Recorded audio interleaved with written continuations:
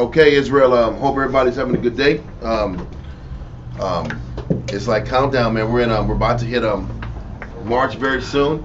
We're like a month and a quarter away from the actual Passover. So the time is flying. So if y'all haven't come together and put the shekoyim up for the garments, please do so. If you haven't sat back here, if you've got your income tax money, listen, the war is not begging y'all for a bunch of money, but you know what?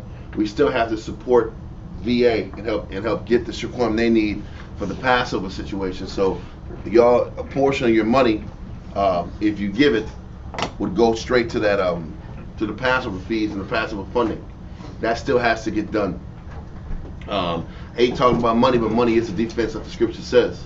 So everybody's smiling and getting checks in, and then they're getting income tax shekoyim. It would be a good thing if you pull some of your resources and contribute to the financing of paying for the actual Passover in VA. Okay, we're going to be having that in the weekend of April 9th and 10th, if I'm not mistaken. Mm-hmm. So that time is coming, and it'll be a good time to rekindle with brothers and family and in the different camps. And also, we're going to have in San Antonio a second Passover for those of us who can't afford that trip, because it is expensive. We'll have it a month after the Passover, April 9th and 10th. Ours will be May 14th. So if you can't make it to VA, we'll have one here. It'll be a smaller ceremony, but we're trying to consider everybody and everybody's financial conditions. So with that being said, once again, we're here on Monday. Hope everybody had a Tawab weekend, Tawab Sabbath. We're going to go into the second part of our Calling All Scribes class. And, And why was this class written? Well, it was written, I'm going to say this class in particular. Last week's class was about the importance of studying, the importance of having a desire to be a teacher, the importance of taking teaching serious, in the process of becoming a teacher serious. But what I've been getting with different communications with brothers all around Israel, the people I've been talking to, especially the younger men, you'll sit back here and you'll be in class and you'll get our classes and my class, Sham Shawan's class, Tawiyad's, then you'll get Kawa Cobb's on Fridays, man. And I know for a fact, listening to those classes and constantly listening to the caliber of like Kawa Cobb's teaching, it can be very daunting. Daunting is the best word. He's the guy. Listen. It can be very daunting and overwhelming. The idea that whatever you can bring to the table actually brings any type of significance or any weight at all. And I understand that when I was a young teacher, this was way back in the late 90s, like 97, 98, and I started teaching. There were certain brothers that I was around that I could sit back and freely flow, freely teach, and it didn't matter. I felt strong, I felt potent. There was other teachers where I was like, man, I can't hold this guy's Bible sack. So I'm going to sit here and just say Khan all day long next to this teacher. Whatever he said, I didn't think there was a flipping thing I can say to add to what he brought to the table. And I remember those days. And I say that because in order for us to nurture that next generation of teachers moving forward, there has to be some psychological hurdles that you have to break through.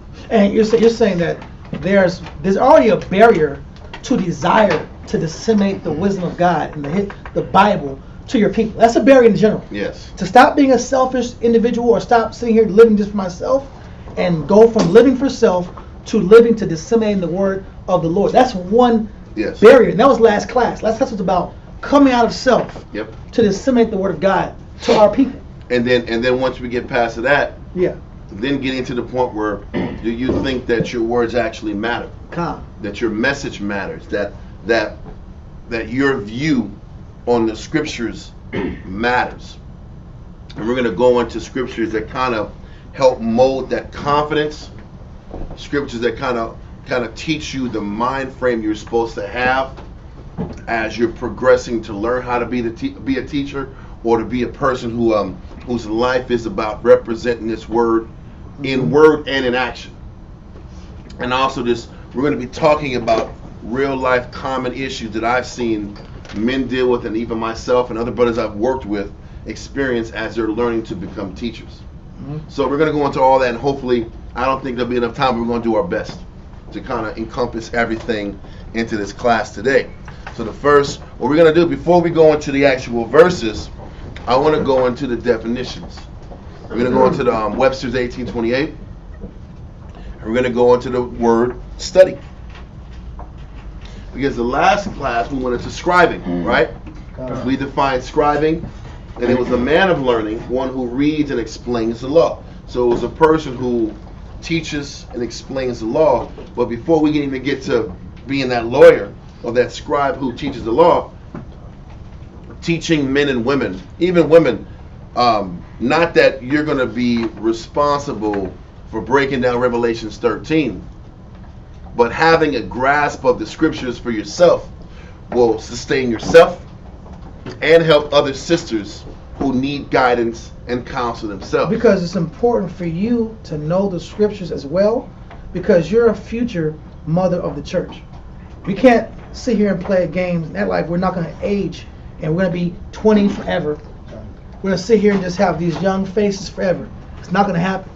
Time will move forward, and we will naturally progress on a physical level, and you will go from being a student to a mother of the church for a woman. And you know, dealing with the men, I want to bring this one thing out. I mean, and I'm not trying to knock any regiment or camp and how things were back in the past, but even in our camp and our dynamic, there is men who have been in this work for a period of time. Yeah. And then it's our responsibility to do our best to get this information to the next generation. Yes. So that this gap of understanding in teachers gets kind of closed in. Exactly. And smaller. That is a very important part for us, and that's really our next focus. There's a gulf. There's a gulf. There's a gulf, but that's based on the fact that we've rebuilt this camp in a period of 4 or 5 years. That's another reason why the gulf is so bad. Yeah. And I'm not trying to go in the past, but we're here, and we're trying to sit back here and get every brother who has committed himself to recommitting himself to the camp and recommitting himself to the work, to give them opportunities as much as possible to partake in a direction that we're taking the teaching. Everybody here is already committing themselves to the work. Yeah. But we're not going to be satisfied until at least the men who want to are as learned and have as much understanding about the topics that we have. And if there's at least an understanding on y'all end too, to where you're comfortable enough to teach and express this word, that's our goal. It's not good enough that we're just hoarding information and we got these Bibles. We got these great. You'll never get it. You'll never get it. I'm gonna tell you, back in the day, you would get a Revelations chapter once a year, bro. You better make it to class that day, or you will not get the revelation. You are not getting the hot fires. You're gonna get just a regular 2-step. You're not going to get the information that you need to build your spirit. That's how it was back in the day, and it kind of felt that they were hiding the good stuff and just giving you the mayonnaise and bread and a slab of bologna and the steak and the real prime cuts. You might get once. I'm telling you, once or twice a year, bro. That was it. And for a guy like me that couldn't get to class because I was in high school, I was missing all the filet mignon out. I was missing all of it out.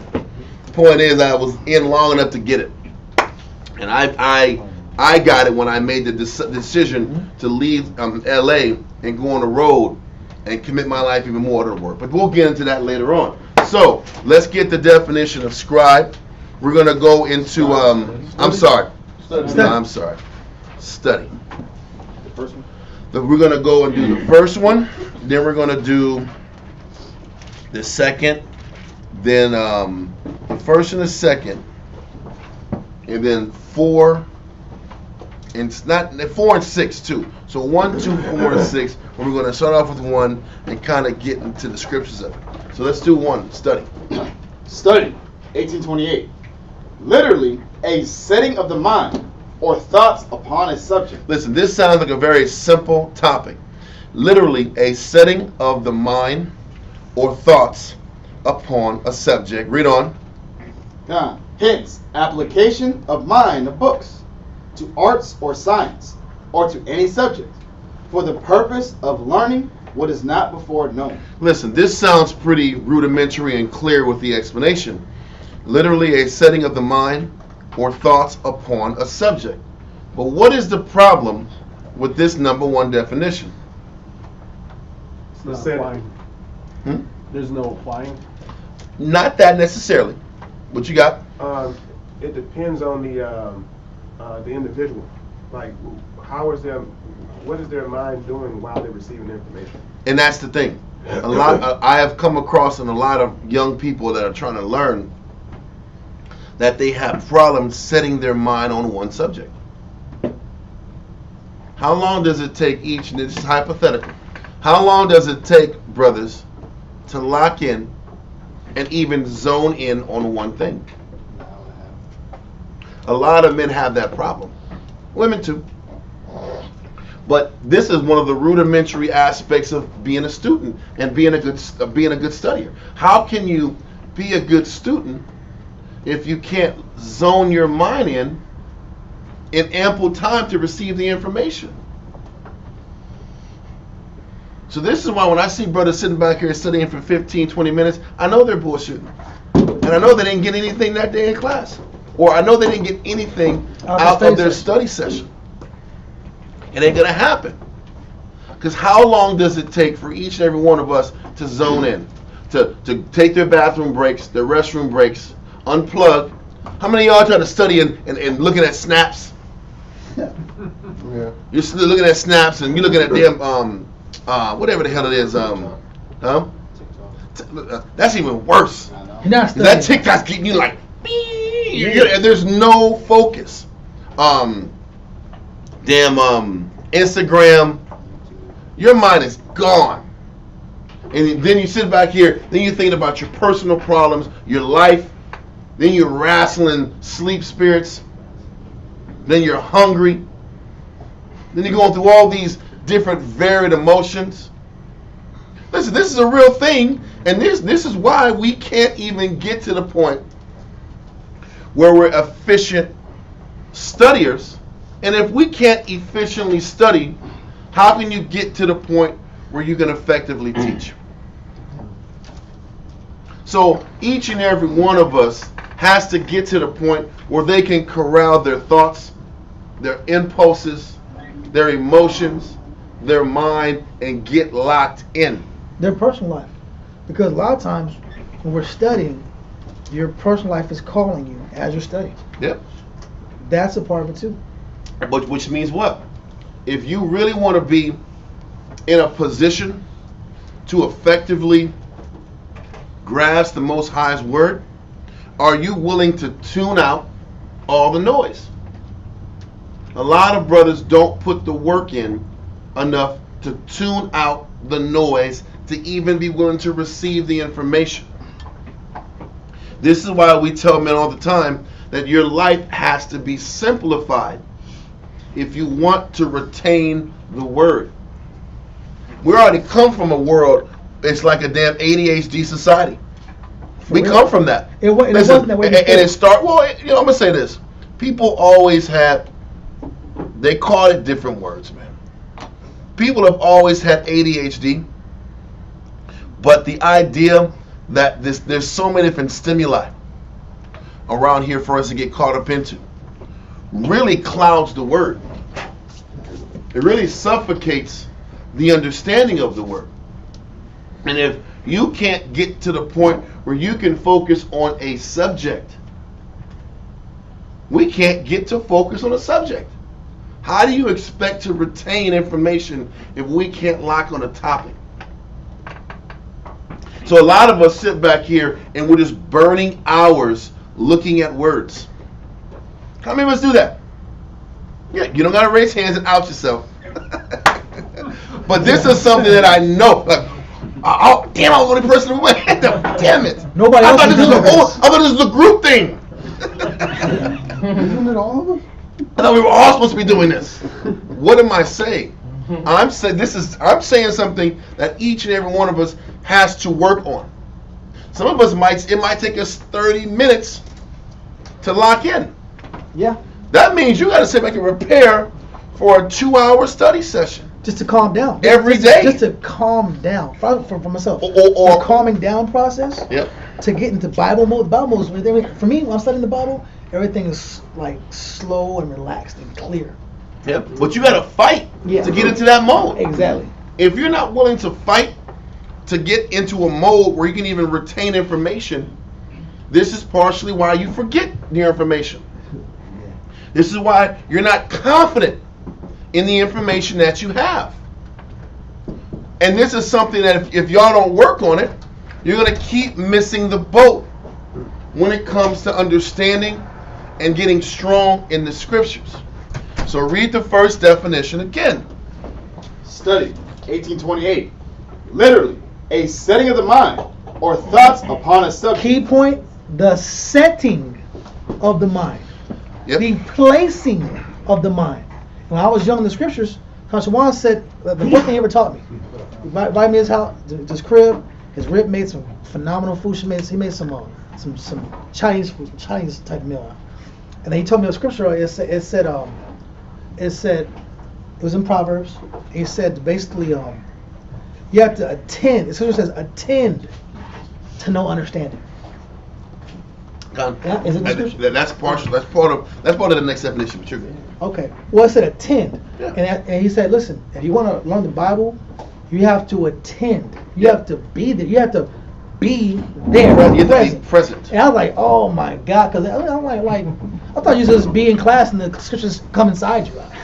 Like osmosis? Yeah, this is like the Most High just goes. The one that just drops to your head. Like, no, I'm smart now. Did you know that I'm smart and I know the Bible? I am learning. Well, what he's saying is this: it's a difference between glossing over information, and looking at it like standards, and actually retaining the information.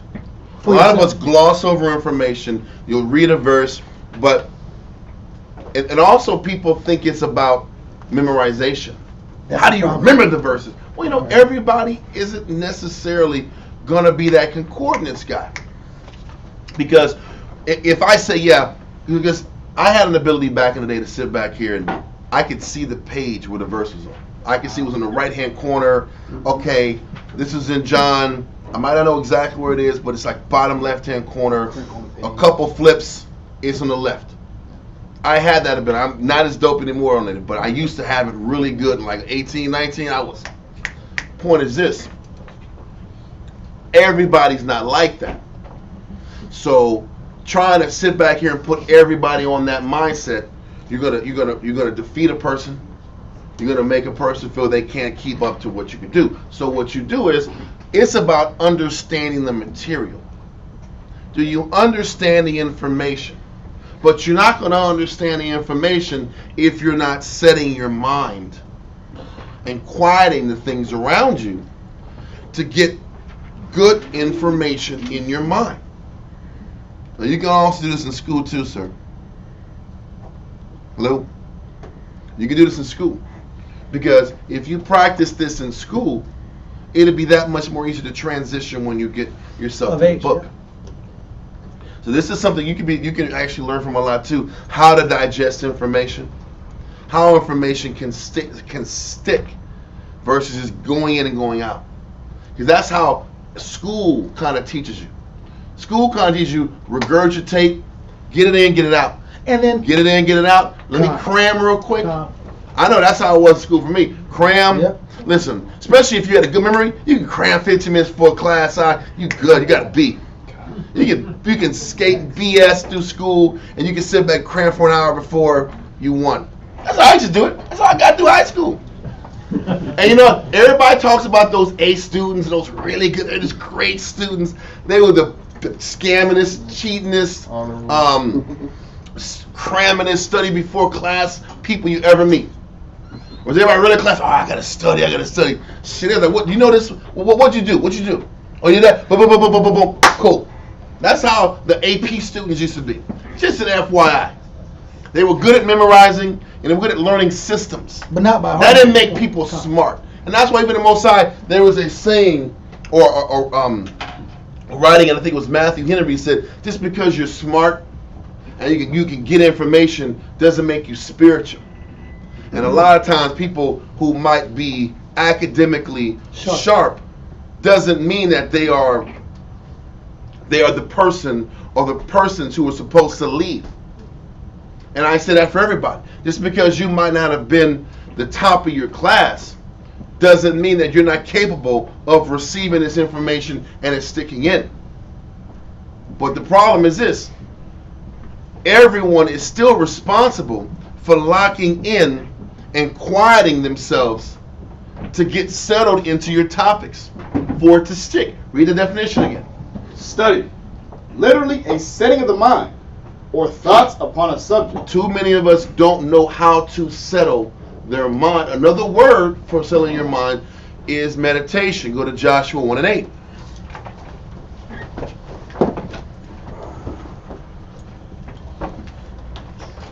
Joshua chapter 1, verse 8.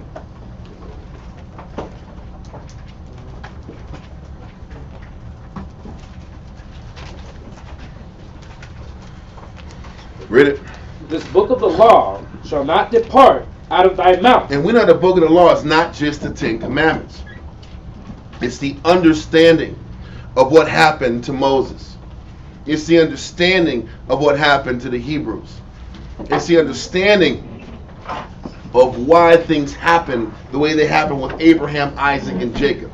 It's the totality of the understanding is what the law is referring to. Read on.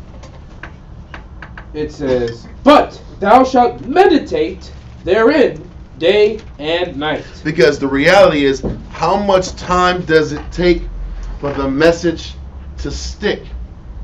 Think about men like Paul, that when they were writing in Romans, they were talking about stories that happened in Samuel, that happened in 1st and 2nd Kings. And you know what? They didn't have 2 Kings 13 and 2. Wasn't written like that, bro. It was just scrolls. And you were sitting there and just go scroll for scroll. It wasn't broken up like it's broken up now. You just had it in a scroll. You had to pull out the damn scroll and roll it until you got to Kings. Yeah. And roll it till you got to Zechariah. Roll it till you got back to Genesis. It made a person truly work to lock in the information. I don't think, for those of us who say they want to be teachers, I don't think they commit and work hard enough to retain the information. It starts with, do you quiet all the noise around you enough for things to stick? Like we do when you're tapping into what you want to do. Yeah. Because Most High says he's jealous for a reason. He says he's jealous for a reason. Thank you. Because we can play this game like, oh, brothers just have a hard time learning, which is partially true. That's partially true. The other aspect is when it's something you want to do, all of a sudden phones are off. I know. Phones are off, can't be reached. Listen, if I want to sit back and bust a cipher, yeah. I want to sit back and flow, I will meditate. Yeah. And I will have these bars you want to write put your together. Rhymes? You want to write your rhymes? All of a sudden, the door's locked. Everything's in the room. Turn my headphones up. I just tap out. You're all the way there. You're not sitting here in the studio and laughing and dapping people up and the mic's on. You're taking this serious, bro. Yeah, like listen, this is your life. You're gonna 100% lock in for that 3 to 5 minute period. Yep. You got something to say. But because the Most High, he don't get that attention. Or how many man hours did you put into being a good freestyler? Exactly. Or how much work? How many rhymes did you keep going through in your head to be good at freestyling? I'm horrible at it. That's not something I'm good at. I can only imagine how much work I'd have to be. Bing bing. To sit back here and be good at freestyle, I had to put a lot of work into that. And I can only imagine how I'd have to start off with some ABC whack bars and eventually get myself up to actually having skill. I'm not knocking people who rap. I'm trying to explain something that brothers understand, and the amount of work it takes, the amount of commitment it takes to being good at it. Yeah, I remember middle school, bro. My magic summer, bro. Like I wanted to make the basketball team. Was it the 7th grade summer or the 8th grade summer? I don't know what summer it was. It was one of those summers that I really wanted to make the basketball team. I think it was 7th grade summer. Okay. And maybe 7 thing, I don't know. But the whole point is, I remember every day was basketball. Mm-hmm. I didn't care about nothing else. That's a real thing. I bought all the Michael Jordan videos. You bought the videos. I bought the Come videos. Fly With Me. Come Fly With Me. He was doing his thing. I watched Come Fly With Me every day. I watched his highlights every day. I had tapes of Jordan. I put in the thing. I watched every day. And I used to go outside and we go to the court. We played every single day. The sun was hot. We're playing all day and we're going to get Gatorade as a reward after that. We're going to get some Gatorade and then we're going to go home at night. When the sun goes down, you're going home. Was it the glass Gatorade? Remember back in the day, Gatorade was in glass? Remember that, man? That was old school, bro. Listen, I didn't get the glass Gatorade. I had the plastic. The Gatorade was in glass bottles back in the day, bro. You're super. Straight up. You forget about how hungry you are. Straight up. You forget about everything. I'm dating myself, but that's the truth. I didn't know it came in glass. That's It crazy. did, bro. Gatorade came in glass a long time ago, but keep going on. No, but I remember feeling so guilty when I got in the truth. Kind of like, man, in comparison to like what I did, like I was playing basketball 24 hours a day. Because that's what it takes to accomplish the goal. Or what men would do when they sit back and were chasing women. Yeah. That was a sport. The amount of time you're on the phone and you're for real. She said, what? That's crazy. Yeah. Tell me more. What happened? That's work too. Yeah. You're putting time. You know you don't want to hear that fucking conversation. Excuse my French, but you listen and you give your spirit to it anyway. Because there's goals to be had. What kind of horses? You love horses? Arabian horses? Clydesdales? What type of horses? What are you talking about? I love Clydesdales. What did your best friend say? What did she? How did she respond to what you're saying? Listen. What's her There's problem? work and there's effort and commitment into that. And there's nothing going to stop us from pursuing our goal. And there's no distractions when you're locked zoned in. You're in pursuance. Yes. So when a person's in pursuance of a sport, when a person's in pursuance of a musical instrument, some brothers play music. I don't know. Some brothers just tap into instruments, and that's all they're 24 hours a day. They're playing their instrument. Listen, it's the same thing with the Most High. He has to be your new passion. We're going into this. We're trying to explain the specifics of where men and women fall off at. You can't sit back here and expect to retain this information if your mind is halfway there and halfway gone, or if you're wrestling thoughts. I don't know. Have you guys studied to the point where you're wrestling thoughts, you're wrestling tiredness, you're wrestling emotions and feelings, and you keep fighting it, and then that spirit leaves you? Then you can understand the information. It's like a runner's high. Who has experienced that? It's like a roller coaster. Don't just throw them hands out. How many times have you experienced it? Nothing.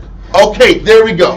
Now there's honesty going. It happened in 2015. Okay, man, that's not working. Why am I explaining this? Because if we don't get into the habit of finding a way to lock in consistently, day in and day out, the information is not going to stick. So then you're going to always have this half clarity of mind, half clarity of understanding, and that's going to feed and breed the lack of confidence when it's your time to speak the word. That's going to feed the forgetfulness, that hesitation, that lack of surety in your statements. Why are we going into this? Because we're really heavily about to go into teaching and developing teachers sooner than you think. We're trying to give you guys as many templates as possible to mentally prepare yourself for what you're about to face. Do you understand? So read Joshua 1 and 8. Joshua chapter 1 verse 8. This book of the law shall not depart out of thy mouth, but thou shalt meditate therein day and night. So the point is, it's telling you the amount of work and commitment it takes to retain this information. There has to be a day and night pursuit of grasping concepts. Or you know what? However long it takes is the real point. Everybody's different. How long does it take you to retain the message, the breakdown? the lesson. There's over 400 plus classes online now. There's a lot of information to be had. How committed are you to get it? Because the Most High does give to all men liberally. But you have to earn his liberality. We're going to go into that later. Let that go, sir. So I have to set my mind, and setting the mind, in order to set my mind, there must be other things that no longer matter. And the fight, the battle, is clearing those things out of your head. This is the secondary part. Clearing those things out of your head is one thing.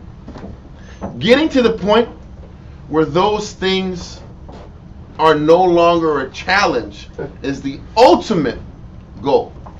Because what is it going to take for these thoughts to matter no more? Good question. I'll say acceptance of this is what you want. You know what acceptance is? It's giving it up. So you're saying that diving 100% in. What you're saying? Being 100%. It's not 100% it is. What are you willing to give up to obtain clarity? Oh, the exchange. This is an exchange. Your leisure time. It's not necessarily leave. It's what do you give your mind to? Because Well, all of us get slick in a camp. Mm-hmm. You can take I'll work to this time, but I'm on planet Xanadu out. I can be working, but I'm somewhere else mentally. And you ain't taking that from me. But I tell you what, if you want to be potent in the scriptures, you have to find a way to stay settled consistently, right? But how do you do that? Initially, you fight. You just fight your thoughts, you fight your impulses, you fight these things pulling you. But eventually, fighting every day, fighting these thoughts and these impulses to get on Twitter, to get on damn TikTok, Instagram, whatever it is, all these pulls become exhausting. Have y'all experienced that? Yeah. It's exhausting to fight all these distractions to clear up so that you can retain the information. It doesn't have to be TikTok or all these things. What it is, though, is this. Whatever is pulling your focus in the scriptures, eventually, if you want to stay more potent and gain access to the scriptures and the spirit quicker, you got to give it up.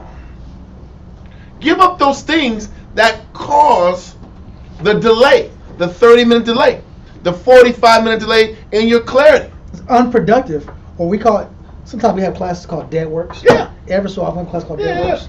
But it's different things that make you unproductive for your pursuit in Christ. So then that's the point. If you want to be a teacher and you want this information to retain and stick, what are you willing to do to get it? Sometimes you'll only have an hour to study, right? But if it takes you 45 minutes to zone in, then what happens? You're getting 15 minutes of clarity. Then guess what? You didn't waste your whole hour wrestling spirits, wrestling thoughts. Do you see where I'm taking this? This happens more time than you think. Then you'll say, I'm not getting the understanding of the scriptures. The Bible ain't sticking in. Well, shit. There's a reason the Bible ain't sticking in. What are you doing? What are you playing with mentally that doesn't allow you to retain the message? These are the things you have to think about. Okay, let's get to the second definition of study. Study, 1828. Attention, meditation, contravents. Contravents is like a thought or a plan. Point is, attention means to also take heed. Let's look at attention real quick.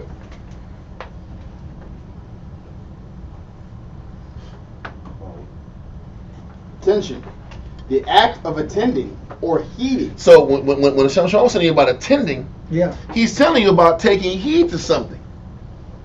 But you can't even begin to take heed to something if you have all these thoughts fighting with the purity of the message. You know, I'm going to say this. Let's go to hold this and go to Wisdom of Solomon chapter 1. Wisdom of Solomon chapter 1. I think it's verse 4. Because it goes into this fact. Write that. Say that. Ready? I'm ready. Come. Wisdom of Solomon, chapter 1 and verse 4 reads, "For into a malicious soul, wisdom shall not enter." Wisdom is not going to enter into a person who can't control his thoughts. Matter of fact, jump to now keep going. Come. Nor dwell in the body that is subject unto sin. A body that's subject to sin is a body that can't control its thoughts. And if your body can't control your thoughts, you can't control your mind, you can't control your impulses. It takes you an hour to get your thoughts together and to clear your mind to focus. How are you going to gain wisdom if you're fighting your thoughts half the damn day? Come.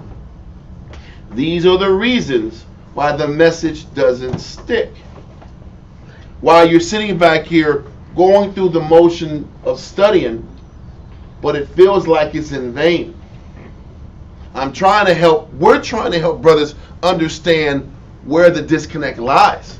But all we can do is be messengers, paint the picture, and give you, brothers, this is the tools needed to resustain yourselves so the actual message can stick, and this experience that you have serving the Most High is not in vain. And the hard part about it is, if you don't have a template, or if you don't have a map, or you don't have someone giving you, quote unquote, the answers, then it may take longer. I won't lie, it took me longer because I had to figure out this. I just copied my teacher. That's my answer. I'm gonna copy and study everything he does. But if you're not in that mentality of being a student and emulating and following and tracing, then you're gonna take a longer period of time because these things take effort. The effort takes the time. How long does it take you to focus? How long does it take you to write your notes properly? How long does it take you to have a reading, an ethic in reading? How long does it take you to actually appreciate the idea of you giving the scriptures for yourself? How long do you read before you start wanting to fall asleep? Before your brain starts to smoke a little bit. That's true. It's the truth. Listen, your mind is a muscle also. And you'll realize that your mind can't lift the bar. Your mind can't lift the physical bar. Our mind isn't as strong as we think it is. Because when you first start trying to study and lock your mind down, most brothers fall asleep when they're trying to fight their thoughts. It's easier to fall asleep than just resist the impulses for 10, 20, 30 minutes to give in and not lock down your mind. I'm repeating it in 1,000 different ways because I believe that's a real issue in our class and probably brothers in other camps too. Most brothers can't get to the point where they can lock their mind down to even start to lock in and study. The thing is this, to wrestle with your thoughts is exhausting. You're already tired from work. Then you come home and have to fight mentally for longer stretches of time just to lock into the book. To then after that to commit more brain energy to study the information. Once again, it sounds overwhelming, but it can be done if you commit to the process. If you can get to the point where you can lock your mind down quicker, you'll be able to retain information quicker. Then you can get more out of your short study spurts, your short windows of studying. Because most of us can't get more than 2 hours of studying in a day. It's impossible. There's not enough time in a day. If you're fully enthralled. If you're fully in the work. Yeah. So what we're trying to do is help brothers eliminate the excuse that I can't do this. This is too much. I can't sit back here and study and do this workload. That's not true. You just have to eliminate the distractions that you toy with for an hour and a half. Okay, so continuing verse 5. For the Holy Spirit of discipline will flee deceit. It also lets you know what goes hand in hand with getting understanding and Bible utterance is discipline. There has to be a decision that each and every one of us makes to choose discipline so you can start fighting these thoughts back. Something has to say, no, I'm not going to entertain this thought. No, I'm not going to entertain this impulse. I'm not going to sit back here and allow this train of thought to dominate my mind. No, I'm going to focus on this. Now, you know what? We can't control how many times the different thoughts attack us. What we can control is the no. And the not feeding the thought. I use it better. Everybody gets a thought. That's a freebie. But if you add to the thought, that's on you. But back in the day, I used to break it down where it was like someone going to your house and knock on your door. Done. And or you let that stranger into your house. Yes. That's what it was. That's what you always explain like that. Done. Because that's the truth. When these thoughts are trying to hit you, to distract you, you don't have to open the door. You don't have to entertain the thought. But if you have a habit of doing it, it shows you where your mind and your spirit is. And how your mind is given to every impulse and emotion that hits it. And if that's how your mind operates, that's why you can't retain the word. And that's why you're going to have a problem teaching it. Because you're going to have a problem being a good studier. And there's multiple reasons, but we're harping on the initial barriers. There are multiple barriers. And we're trying, like I said, we're trying to eliminate all the guesswork. We're trying to eliminate the whys. There isn't, after this, there shouldn't be no more reason why you can't retain the information. You're going to have the information you need, whether what you do with it is on you.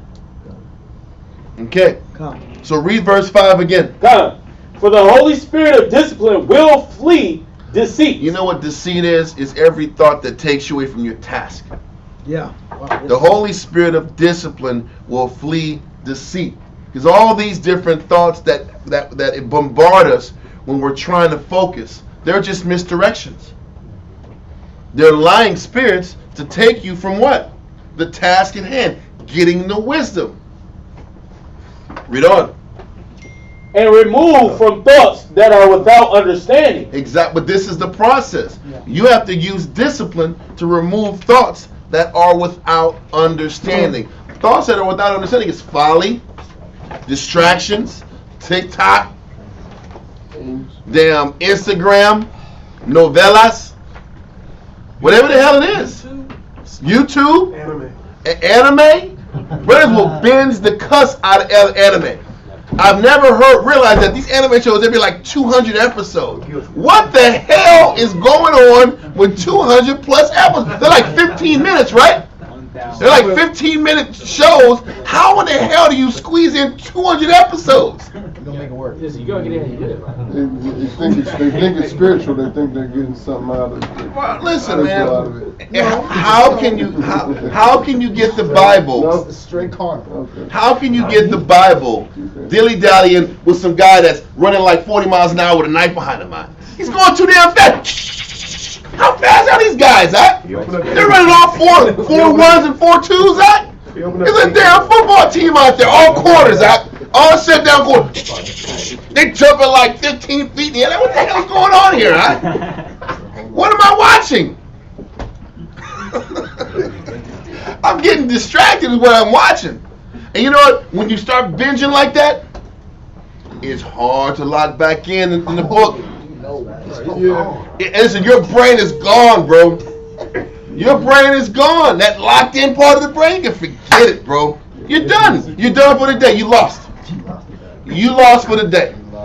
And it might take you a couple days to recover and get your mind right to get it back on track. It's like drugs, huh? It's like dopamine. And Esau understands how to get your dopamine levels up, huh? And we are slaves to find that next emotional high. So to sit back here and just read books, and then this digital age is so bad, people don't even like reading books anymore. I'm gonna get an e-book. I'm gonna get a computer book. Man, can you read some parchment, some paper, bro? No, it's got to be on my tablet. Then I can get it.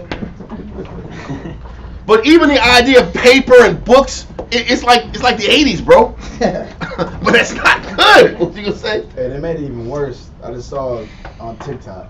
There you go. I'm gonna say this. Everybody in this damn room is watching TikTok, so stop fronting. Stop fronting. Everybody, damn near everybody here is checking out TikTok. I'm an anime guy. Anime, TikTok, pick your poison. Netflix, novellas, whatever the hell you into, you watching it.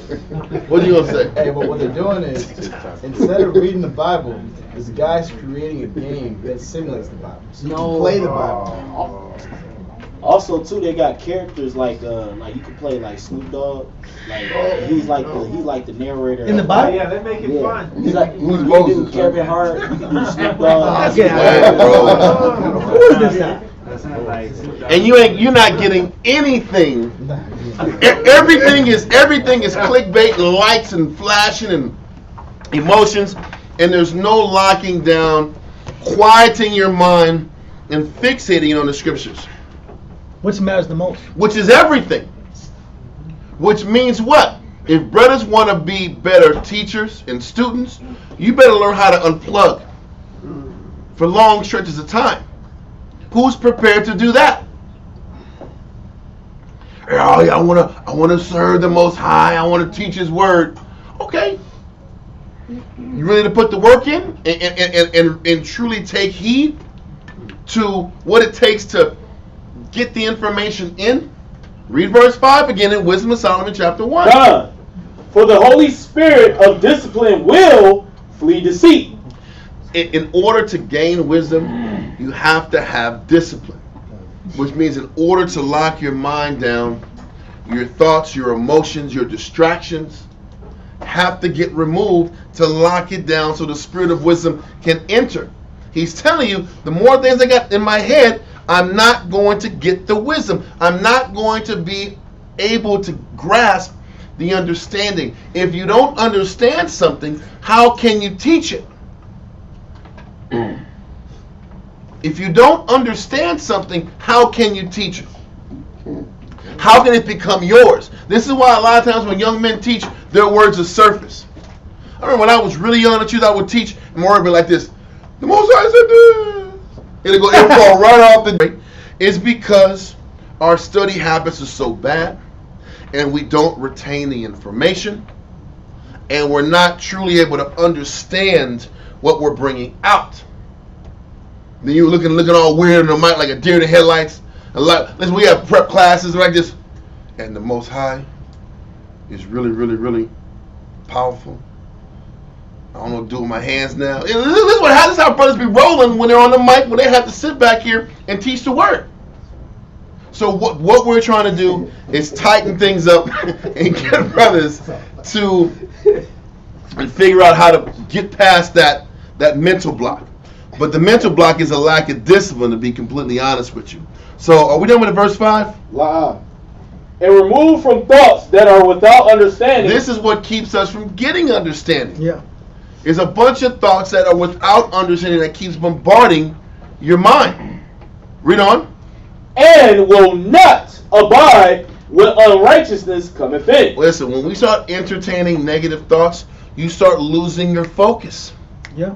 When you got lust on your mind, you think you're going to be able to sit back here and grasp information? When you got lust in the dome, or slothfulness in the dome, or tiredness in the dome, it's not going to stick. Read on. Verse 6. No, I don't want verse 6. We're going to let that go. And now go back into, let's get back into attention real quick. The definition number 1 for attention. God. Attention. The act of attending or heeding. The due application of the ear to sound. So it's really just kind of expressing how connected are you to listening? How connected are you to retaining what's in front of you? Okay? And we're going to hold that, go back, or let that go, and go back to study. And then somebody give me Deuteronomy chapter 15, verse 5.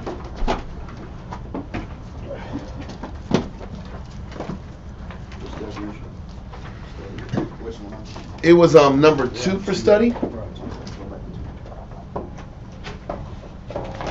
Yep. Study, attention, meditation, contravents. Okay. Did we get the definition of attention as well? We did attention. It was taking heed. Okay. Because that's what attention is. Am I really taking heed to the process it takes to retain this information? So it says attention, meditation, contravents. We explained meditation earlier in Joshua 1 and 8. So let's go Deuteronomy 15 and 5 real quick. Deuteronomy chapter 15 and verse 8. No, verse 5. Slightly. Deuteronomy chapter 15 and verse 5. Only if thou carefully hearken unto the voice of the Lord thy power. And it goes back to that. Are we prepared to carefully hearken? Are you prepared to listen? I even learned it more doing these Sabbath classes. And figuring out how much information I'm able to retain just by going through only 2 or 3 chapters in a 4-hour period. You can get so much information by slowing things down and just reading verse for verse and getting the most out of every single line.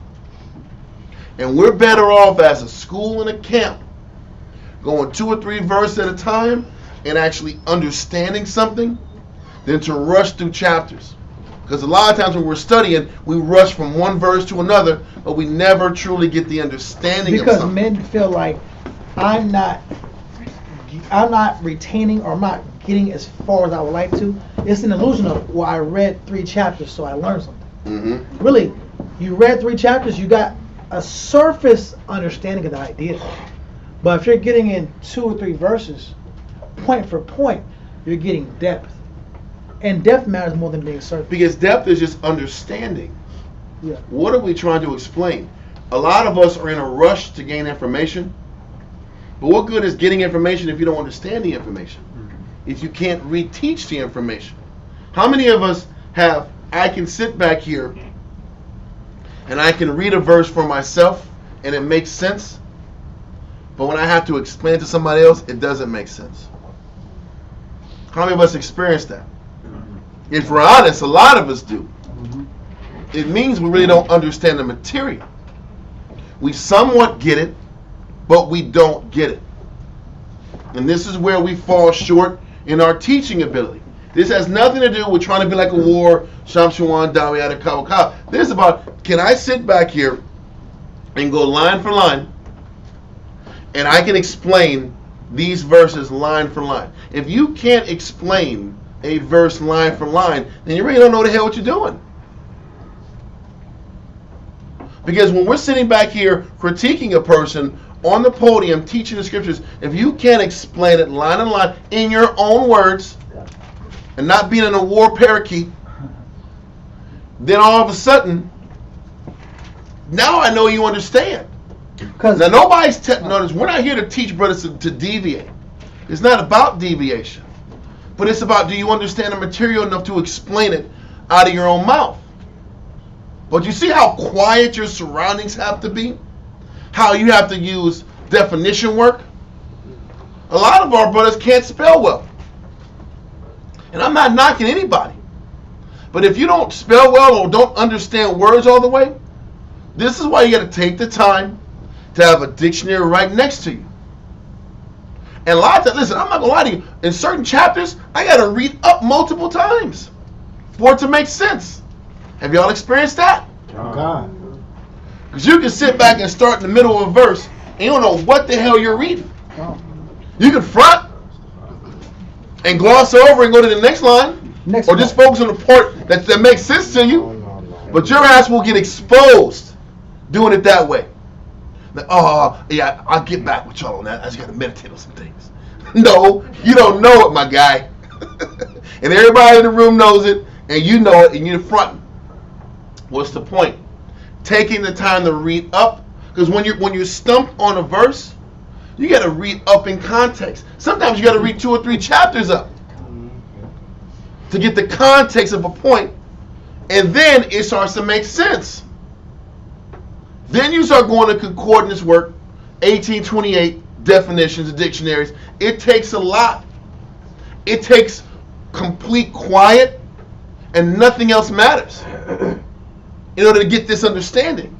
Nothing else matters. Whatever you got going on in your life don't matter. And this is why you can't be sitting back here wasting 30, 40 minutes in your head about other things that you want to do on top of study. So, Deuteronomy 15:5, read that again. Deuteronomy chapter 15 and verse 5. Only if thou carefully hearken unto the voice of the Lord thy power, to observe to do all these commandments which I command thee this day. As what I'm explaining is what carefully hearkening is. Yes, sir? I got a definition for carefully. Okay. It says, marked by painstaking effort to avoid errors. This is what we're talking about. So what's happening is this. Instead of being like just a person that regurgitates what your teacher says, what you should be doing is proving what the teacher says is right. That's how you gain understanding.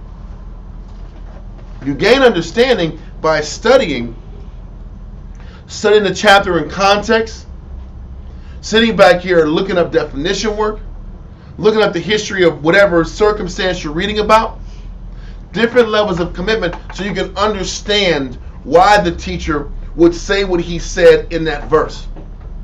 And that carefully definition is showing the level of painstaking work it takes to understand something. It takes for you to understand something. And my question to you is, are y'all really taking the painstaking process to understand what you're reading? That's another rhetorical question. Because it shouldn't be, I don't know what to say. It shouldn't be that. If you understand the information, if you understand, and this is something that Mashaba told me years ago, I'll never forget that. He said, if you understand 2 + 2 = 4, then you can teach it. Right? If I understand 2 + 2 = 4, then I can teach it. Then if you understand the class and the verse and the breakdown, you can explain it. Where's the stress if you understand the information? I've seen brothers when they're on the podium teaching and they're searching and grasping for words. It's like they're drowning and they're trying to impress and they're trying to talk like we would talk. It's like, bro, just do you understand the material? Do you understand why we say what we say? That's the greater thing. That's the most because we important can't. part. You're not going to know and say the exact examples I say in class because you didn't live the life I lived. I see Kyle bringing out things. I'm like, man, I don't know enough about life to explain it like he does. He'll bring out some snares. I'm like, bro, there's no way. I was in class with him yesterday, and he explained something about the nukes and how this mechanism when a nuke detaches, and then as this mechanism detaches, then another part of the nuke comes out. I'm like, listen, man. He was explaining the stars and how the stars are going to fall from heaven. I'm like, I'm just going to say the nuke's coming out. and when the nukes come out the silo, there's going to be a flashing light. And when that flashing light comes out, you know it's about to be over. Because to sit back and go into the mechanisms, I'm like, I don't know enough about the history of nukes or to properly, and I'm not knocking it. I just got to know what I know. I know what I am. And I haven't taken the time or found the time to research nukes on that level. But I can still explain it in my own words. And the question I have is, do I understand what the stars falling means or not? Do I understand it? Let me explain what the stars falling means. And if it makes sense, and I'm saying the same thing he's saying, just not as educated as he is, then okay, that's fine. But do you understand the point? That, or you're going to sound stupid saying, well, you know. Or the lights fall into the sky and there's fire. There's mechanisms that are just doing, they're mechanisms doing stuff like this. Because when you start saying, when you start trying to be something you're not, you're going to look whack, and nobody's going to respect what you're bringing to the table. And they're going to say, get this guy out of here, man. He's trying to be somebody, he's fronting out here on the damn mic. Get him out of here. Right? So you got to stick to what works for you. You got to stick to your vernacular, to your words. But it still has to. It's not like you're going to do your thing on the podium. It's not like you're going to do your own thing. But you got to use the words that you know, and that's it. You're staying in your pocket. You're staying in your lane. But you're still holding on to the message that your teachers gave you. That's how you can stay in order, and you'll be able to reach your audience how you can communicate. What we're trying to help brothers learn is to build their confidence, to build their strength, to build their spiritual foundation, still lock in, but learn how to grasp the information so they can teach it. Because what happens is we have so many guys that are afraid to take the step to teach, that we're and a lot of it is because they don't feel they can match up to how we teach. You're not going to teach how we teach, but there's people out there that will value what you're bringing to the table, but you still have a responsibility to study and make the information yours. But what we'll do is we'll say, well, I can't do it like him, so I'm not going to study. I'm just going to front and freestyle and BS my way through the truth. That's self-defeating. Because you defeated yourself. It's about learning how to get the understanding, figure out how to eliminate all your surroundings, all your distractions, and zone in. And then find ways to pay attention to detail. Be careful. Learn every line upon line. Here a little, there a little. That's what Isaiah 29 talks about. You have to learn line for line. If you don't, but what's frustrating sometimes, brothers will ask questions without even reading up in the damn chapter. Can you read? Can you go through all your due diligence? Read up. Try to make sure you understand the chapter in context. Did you do your definition work? Did you look at your notes? Did you take decent notes? That's another damn problem why men have problems teaching. They're horrible note takers. For those brothers who are horrible note takers, my answer is get better. Learn how to paraphrase. How many of y'all paraphrase when you take notes? And what's paraphrasing? Because that could be concising the information. Paraphrasing is this. Instead of saying the Most High God, MH. Instead of sitting back here saying judgment, judge, JUD. Because if you're sitting back here and a person's giving you all this information and they're flowing and they're flowing and they're flowing shorthand, so you can get the information out quickly and keep up with the message. And then after that happens, do you go home and rewrite your notes? Because you always, I always say that. Because brothers want to do, this is what brothers want to do. They want to write like it's the 1800s out with the quill, with the ink dip quill, and you're teaching the class and they just have this quill handwriting and everything's perfectly spelled. I'm a bad speller, I'm not going to lie. So it's not going to be spelled perfect. It's going to be however it sounds. It's on the paper, and then on your own personal time, are you going to fix it on your personal time? Because my first draft is shitty too. Because there's no way you're going to sit back and have clear notes. It's frantic. It's frantic. You got to catch up. You got to catch up. You got to go home that night and tighten it up. Because I'm going to tell you a trick. If you wait 2 and 3 days to get back to that notes, you ain't going to know what the hell you was reading. It's gone. You might as well just do it again. Just wait till the next class comes out. These are tricks of the trade, y'all. We're trying to help and assist.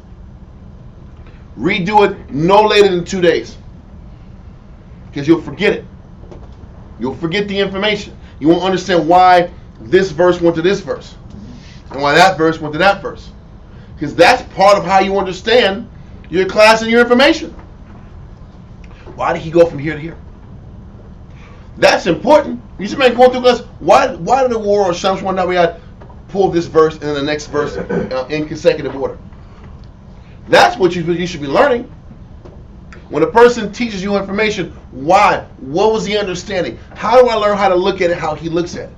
Maybe not his words, but how do I understand it like he understands it? Do I understand the information? This is why you study. This is why you take the notes you take. And this is why you quiet your entire environment around it. Like you said, this is self-doubt happens and fuels when you don't put the work in to prepare yourself. That's another thing too. If you don't put the work in, you're not gonna believe in yourself. And if you're trying to be exactly like your teacher, a lot of times you're gonna run into like brick walls. My advice is this: it's nothing wrong to emulate your teacher, but you have to emulate in stages. Because listen, I'll sit back and look at a couple of class and like, wow. Let me understand this message he's bringing out first.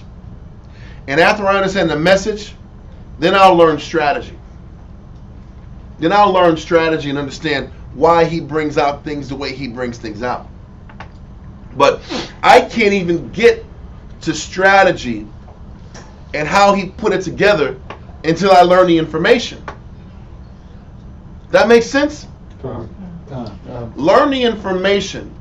Make the information digestible for it makes sense to you. Then come back around and take it a step further to understand the thinking, the greater understanding that he's bringing to the table. So it's going to take multiple layers. And that's how you learn. You learn in layered processes. People think they can just get this information and get it all in one shot. You're not going to get it that way. That's what brings about the doubt. And I don't think I can do it. I've gone over Deuteronomy 28. I can't count on my hands how many times I've gone over. We've gone over these classes countless times. That's how you get better at it. So the answer is to study so you understand it, so you can teach it to your loved ones, your wife, family, children if they get old enough. Practice at home. The more you do that, the more it will be clear. Because what's more important than teaching like me or whoever the hell else is, do I understand the material enough to bring it to somebody else and it sticks to them? Work on that. These are attainable goals. Then you can learn strategy and precision and timing. You learn about timing and building up a class and building up points later. Y'all got to learn how to quiet your mind and quiet your life in order to digest the information. That is a big, major issue for most people that are coming into this knowledge. Am I right or wrong? Most brothers can't just lock their mind down, and they'll blame it on the work. Oh, this works so much. If you was at the house all weekend, what do? You don't do shit on the weekend either. You know damn well when you wake up and you got all day, what are you doing? You're waking up, farting, eating cereal, walking around, taking a nap again after you wake up at 11, eat some cereal, go back, scratch a little bit, lay back down, watch some TV. You know that's what happens when you got free time. You know it. The lawn ain't even getting cut half the damn time. That lawn is not getting cut unless you start seeing weeds out. You're like, okay, I gotta cut this damn grass out. I'm just explaining that people blame their time and their work schedule as to why they can't lock their mind down. Okay, so I want to try to get more than just the first two parts out of this class. So let's get back. Did we finish Deuteronomy? I think we did. Yeah, we did.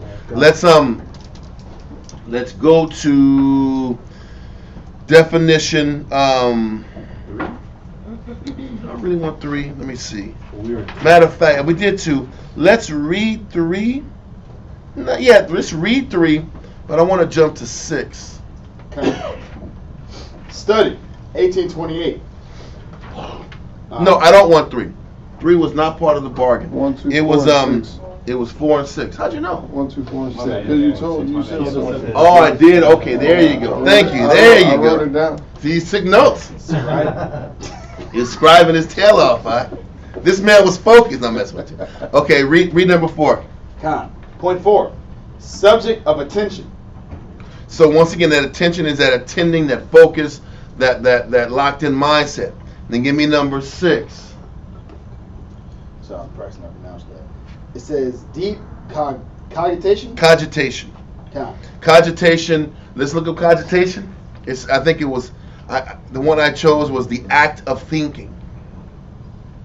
Yeah, the act of thinking. Yes, the act of thinking. Read on. Thought, meditation, contemplation. So cogitation is the ability to sit back here, listen to information, retain it, and make it yours. It's the action of thinking. The act of thinking. So where thinking actually turns into an action word. Now I'm taking this information and actually I'm living right and making better decisions. And there's stability around me because of my ability to put my thoughts, my controlled, disciplined thoughts into action. The verse we're going to pull on that is 1 Thessalonians chapter 4, verse 11 and 12. Was that 6 the definition, deep cogitation? Yeah. 1 Thessalonians chapter 4, verse 11 through 12.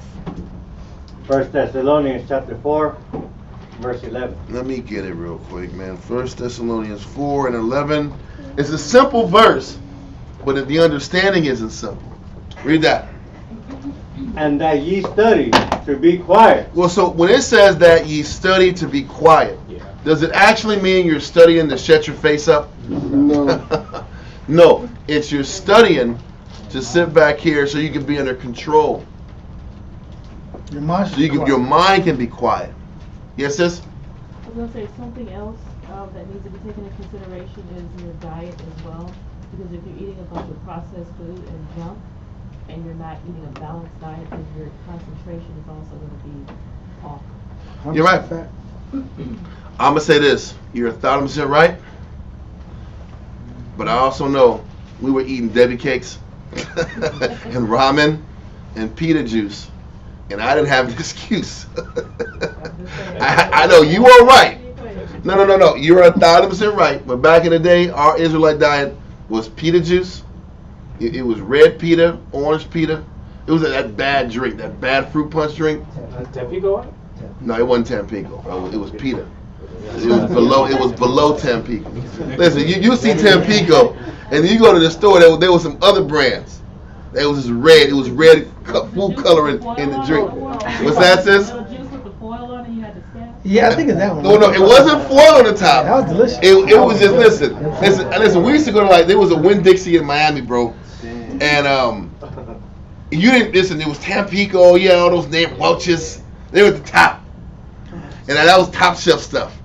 Then you had that bottom barrel stuff. It was just like orange and red and purple. I'm listen. When Chappelle said purple drink, that is a real thing. When you see different colors at the bottom, and you just pick it up, and there's like some guy on a banjo, or just this. It is weird emblems and you just pick it up because that's the cheapest stuff there. Was it like in a fat like plastic container, and it had like a full like? It was like a milk container, bro. It was like a milk container, but it was pita juice, bro. It was that simple. Oh, yeah, like orange drink, red drink. But it didn't say drink. It just had some weird off-brand. It was a non-name brand juice. It was bad. All I'm saying is, sis, what you said is 1,000% right, and you can get away with it when you're young, better than when you're older. And the battle was even harder when you're tired. When you're sitting back here and you're living off coffee and espressos and like energy drinks, it's hard and your crash is bad. And the only reason I'm even responding like this, sis, is because you're right, but sometimes in theory we got to go what we got, and you do what you can with what you got, and you fight through. And when you have the opportunity, because what happened is this a person will say, well, because I don't have this and this and this is why I can't study. They'll take it as a reason not to try. And it's like, listen, I get it. Yeah, we should be eating V8 and veggies. The V8's bad, by the way. It's not. V8's horrible. But everybody knows you should be eating right and vegetable juice and all that stuff. We talk about it all the time. It doesn't always get done. We just can't use what we have or don't have to justify why we can't fight our thoughts. If you want to be optimal, if you want to optimize your situation, if you want to be optimal, that's a good move. Cut out the meat, intermittent fasting, juice, stop eating the tacos, all those good answers. Can't say that. I said to myself. I'm saying to myself. No, this is what you just showed me. Yeah, the first one is like the pita juice. Yeah, the first one. Yeah. Point is, it looks like pita. If you see it, this is exactly what it is. It's like a Hill Country Fairish type situation. Anyway, the point is that you're right, but we have to make sure that we understand that you have what you have, and the Most High is still looking at your fight, and the Most High keeps that in consideration. So, where are we at now? 1 Thessalonians chapter 4 verse 11. Yep. And that ye study to be quiet and to do your business. So listen, when it says study to be quiet, definition 2 is still, free from alarm and disturbance. And then it goes into contented, calm, not agitated. So the thing is this, the more you study, the more you can attain quiet. But you don't get the quiet until you study. You don't get the quiet, you can't even retain the information in your studying until you fight the thoughts to gain the quiet. I don't know if that makes any sense. But you're not going to, you said study to be quiet, but you have to study to get to the threshold where your surroundings are quiet and you're zoned in. Once again, I don't know if enough of us understand that threshold you have to get to for things to be quiet in your life, in your study. Now we read in Joshua 1 and 8 how we're supposed to meditate day and night in the scriptures. But are you meditating and studying to where there's a quiet calmness and you can hear yourself think and your thoughts are clear? We have to get to the point where we're studying and always fighting to get into that space. You can retain spiritual information and gain wisdom that way, by staying in that space of quiet and calmness inside. Is what I'm saying making sense? Because the crazy thing is, so many of us are so used to just chaos all around us, and we tell ourselves we operate better in chaos. Which is not true. The problem is we've just been conditioned to operate and survive in chaos. We have to reteach ourselves to quiet our surroundings so the Spirit can actually work through you. Okay. Let's go and read the verse again. 1 Thessalonians chapter 4 verse 11.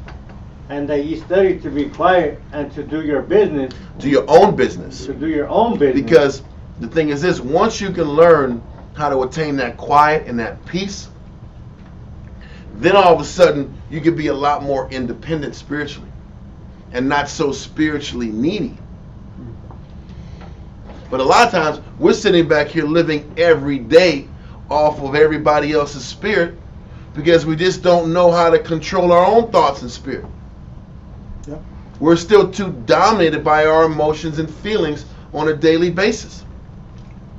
So now every day, if I don't get my Bible counsel fixed, I'm going crazy. If I don't get this out of my head, I'm just going to sit back and go bananas. You have to be that way because you haven't taken the time to study enough and to fight those thoughts to get the quiet. To be effective in it. You have to fight to get the quiet.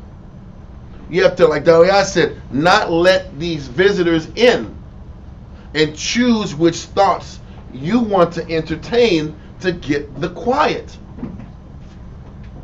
That's one thing I really had to learn as I started becoming an officer. I had to learn, I used to do drills in with myself. I would drive home and practice thinking about one person.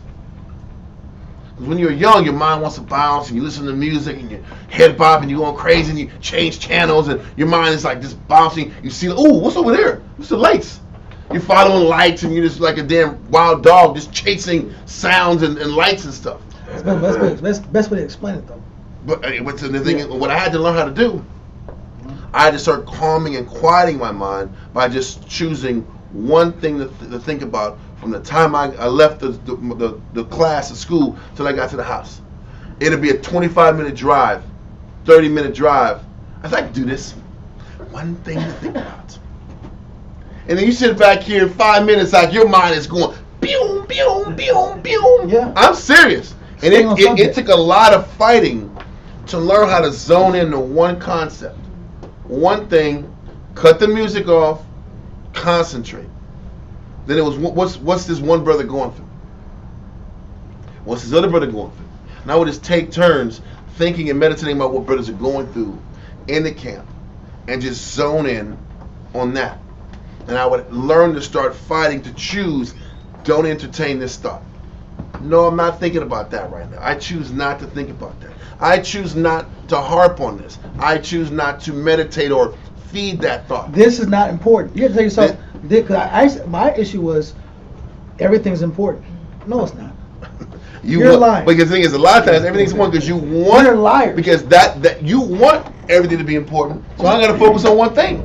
That's a lie. I'm saying I'm not trying to say lying. I was lying, saying, "Oh man, there's so much stuff going on, and this is happening, and we got a food schedule, and then the brother did this, and this happened, and then I don't know. I gotta make a phone call. He didn't make a phone call. Listen, bro, all those scattered thoughts are gonna kill your ability to really understand the information for you. Okay, cool. While other matters are going on, I got an hour to focus on one thing. Can I make it go? I got 1 hour. This is my goal. I better understand something now. But I'm going to tell you this, and I've told brothers before. If you don't learn how to control your thoughts for 23 hours a day, it's hell controlling it for that 1 hour.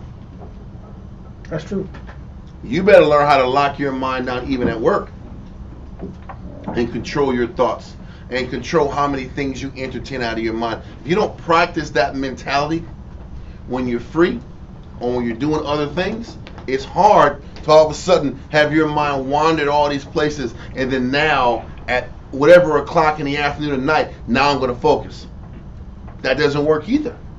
And that's why I had to sit back on my free time and practice locking my mind down, zoning in on one thing, one subject, one person, one circumstance, and then not let my mind break, not let my mind switch. This is how you start disciplining your mind so you can allow yourself to zone in and practice zoning in so that when you're studying and reading, the information sticks.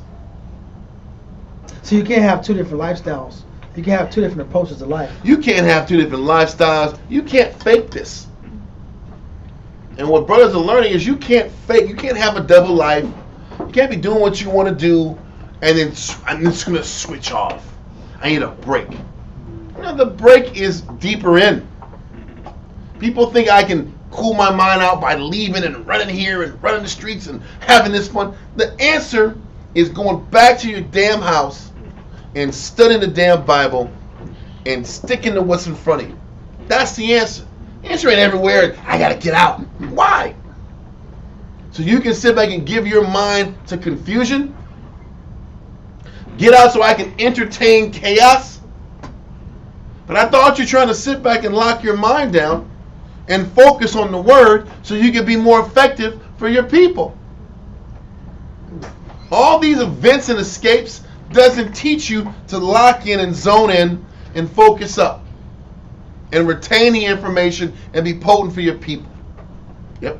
So if you settle your mind, your settings won't affect your goal of focusing? No, it won't. Because you know what? If you go in to whatever zone you got to go into with the proper frame, whatever time you got, you can be more effective in that time span. Yes, sir? So you're saying when you do that cool down, you're saying it's not going out, it's not going here, going there. It's sitting yourself back into the book. So and using that as the cool down. So is that the commending thy works to the Lord, so that can also be established? That's part of it. Because the thing is this. People think doing all these physical things clears the mind. It doesn't. I mean, I've heard that. I gotta go out and clear my mind. What? I'm gonna go out and create more problems to clear my mind. Why do I gotta go out to clear my mind? What's so horrible at the house that I can't sit down? That's not even a word. I'm just. It is? Listen. I said it real like Spanglish, bro. But what's so horrible at the house that I can't just lock down and recenter at the house and clear my mind at the house? There's nothing going on.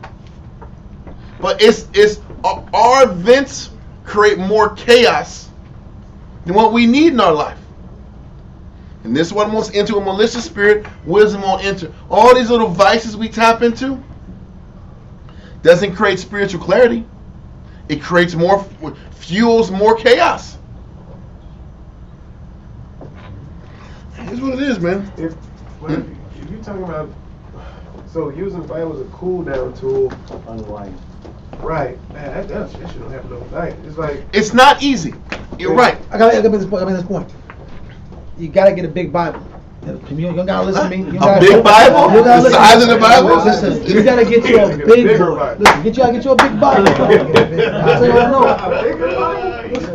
Get you a big Bible. Get you a big one, right? I'm telling you why.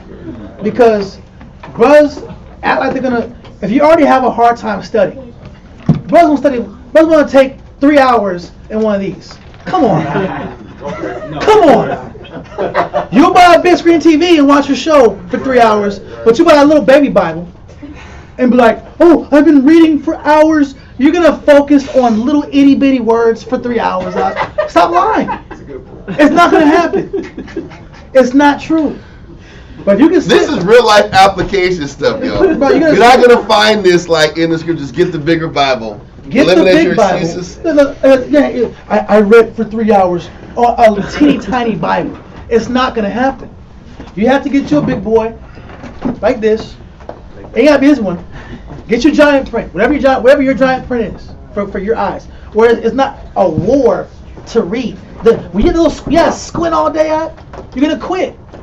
Get you a big Bible that is giant print where you can lean back and lay back and drink your tea or your water, whatever you like to drink, whatever your little snackies are, whatever you like to do. Get you one you can put in your lap and you can relax, or at least on the table, and you can relax and you can read and relax. Your eyes can relax, and you can just tap into the book. And to your point, because what he's saying, it actually works. It ain't laborious. It ain't laborious. Exactly. And to your point, I understand what you're saying. This is something that you eventually train yourself to. Right. I understand most people, when they feel stressed, their first answer isn't to dig deeper into the book. But I tell you what, that works long term. Because something's got to bring you peace of mind. Something's got to bring you clarity. Something's got to bring that quiet.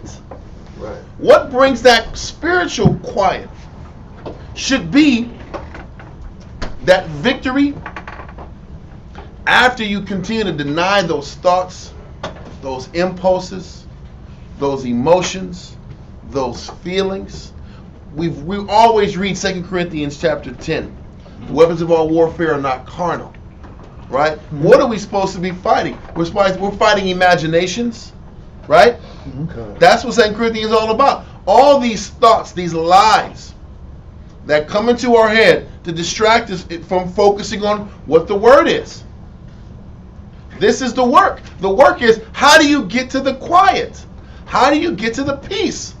And how hard are you willing to work to get to the quiet and the peace? How long are you prepared to hold the fort down until the negative thoughts leave? The scripture says, resist the devil and he shall what? Flee from me. So he will flee with all these negative thoughts that try to distract you. If you hold down and deny long enough, the thoughts will leave temporarily. And when those thoughts leave temporarily, it opens up the access to create that spiritual quiet you need to get in the book. So you can eventually afterwards stay stable. First Thessalonians 4:11 again. First Thessalonians. Come to one point off of what you said. Okay. When you say stay stable, you should see a different performance of yourself the next day if you studied for real. If your study was correct or positive, you're more in control. And that's what the verse says. Read that verse. First Thessalonians chapter 4 verse 11. That ye study to be quiet and to do your own business. And that's the point. You study to be quiet so you can operate and do your job with more effectiveness. But the thing is, how long are you prepared to hold off that bombardment of thoughts? Everybody gets it. Some get it longer than others. But somebody has to make the decision. You know what? I'm not going to let this strong man into my house and bind me. The trial of a man is in his what? Reasoning. His reasoning. Your test is in how long can you keep the doors locked, the windows locked. Like it's not a living dead. You got to get all this wood and you got to put them on the glass out. The windows, they don't break. Hungry. I don't know if you ever watched Night of the Living Dead. There wasn't even enough damn doors to keep these animals out of there. Point is this, but that's visualize all these zombies as these thoughts trying to enter into your house. And take your spirit long term. And take your spirit long term. Because you know what? But the point, I don't want to get too deep into the movie, but I'm just trying to focus on how hard and how willing are you willing to fight off those thoughts until all of a sudden that spirit leaves you. Have y'all listened? I've been in times when I'm studying and I'm about to literally fall asleep. I'm standing up, I'm walking around, I'm pacing, I'm reading loud, I'm throwing water in my face. I think I'm about to die. And all of a sudden, the sleep just leaves you. And you just get this energy boost. Then all of a sudden you can read for hours. Right. Who has experienced that? Not that often. How many times? I I did it. 2008. Listen, I'm bringing this up because That's a unique experience. it is something that we have to continue to practice. That's why I'm saying that. So you can continue to be quiet, spiritually quiet. So I can retain information and start to see success in what I'm putting my hands to. There is a reason the information is not retaining and sticking. We're reading how hard you have to work for the information to stick. And we also understand the Most High gives to all men what? Liberally. So it's not just the smart guy and the guy that did this in school. No. How hard do you want it? How bad do you want it? How serious and committed are you to retain the information? Because anything else is an excuse. And you know it. How hard are you willing to work for the information to retain? Because all that matters is if it retains and sticks. We're not talking about how many breakdowns you have. The crazy thing is, if you can retain some of it, you can duplicate the what? The formula, the process. Then all of a sudden you're on your way. But once again, like we've taught them all, when we're teaching brothers at the mall, we try to get them to understand how hard do you have to work to find what? Success. How much you have to commit to each interaction. That's true. Day to day. Yep. To get the blessing for the blessing to break. How hard do you have to work? It's the same thing with your studying. How long do you have to fight these negative thoughts? To get the right result. To get the quiet to come in. And you to lock in. You have to start testing that. You can't even really start thinking you're going to get Bible verses until you start learning how to get leverage over you. How long do you have to fight your weak ass thoughts, all of a sudden you gotta look at your phone. All of a sudden you're ping, ping, ping, ping. You gonna cut it off and lock in? It's so or does everything else matter, huh? It's so subtle sometimes. You know what I mean? Like sometimes you don't even know that you're in a fight sometimes. And this is why we're trying to paint the picture, because we got to put everybody in a war mode. Because you don't realize how these floods of negative thoughts just roll in when you're trying to do something positive. You'll start feeling despair and sadness, and I'm not good enough. All of a sudden your bones are aching. Yeah, oh yeah, but if that's not El Diablo, I don't know what it is, bro. That is Diablo, bro. Espiritu. Whatever you want to do, Espiritu de Diablo. Like, I know very little Spanish, but I'm gonna bring it out. You get my point, right? Yeah. It's negative, but can you identify that this is happening because you're trying to do something in the spirit? And you're not going to gain these spiritual blessings and talents unless you fight negative that's there. The negative in you. So just know, even when Christ was exorcising demons out of people, the demons would rip at the hardest level before they left. When you're trying to sit back here and lock your mind down and study, just know your thoughts, negative thoughts will bombard you. Thoughts, spirits, sleep spirits, lust, whatever it is going to bombard you, and it's going to be the worst right before it leaves you. That's how I looked at sitting back here and locking my mind down and study. When the thoughts became almost unbearable, it was almost over. It was almost over. And then once you get used to outlasting the negative, then you can sit back here and really get something out of your time reading the Bible. And then the word sticks. Then you start feeling good about yourself that you actually understand what you're reading. Then you're quick to share the information and talk to other people and teach others about what you're learning and exploring. Yep. So that's not a question. That's okay, but I'm glad somebody is. These are questions everybody should be asking. Versus everybody's being, But keep going. What you got? But sometimes it's like you can get kind of like caught up on that high of, okay, you successfully do it once, and then you kind of like ride that spirit, like, you know, okay, I did it. Yeah. And then it's like, you don't do it again. I'm learning. I've got the breakdown. There is a pride to that. Yeah. There is a pride to that. I get it.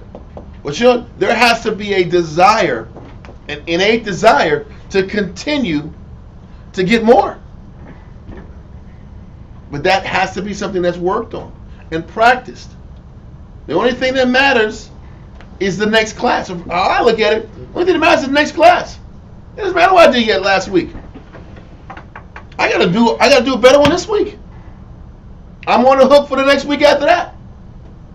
Every week I'm on the hook. And that's how you gotta look at it. Every week I'm responsible to giving brothers and sisters something they can hold on to and aspire. No old stuff, man. No old classes.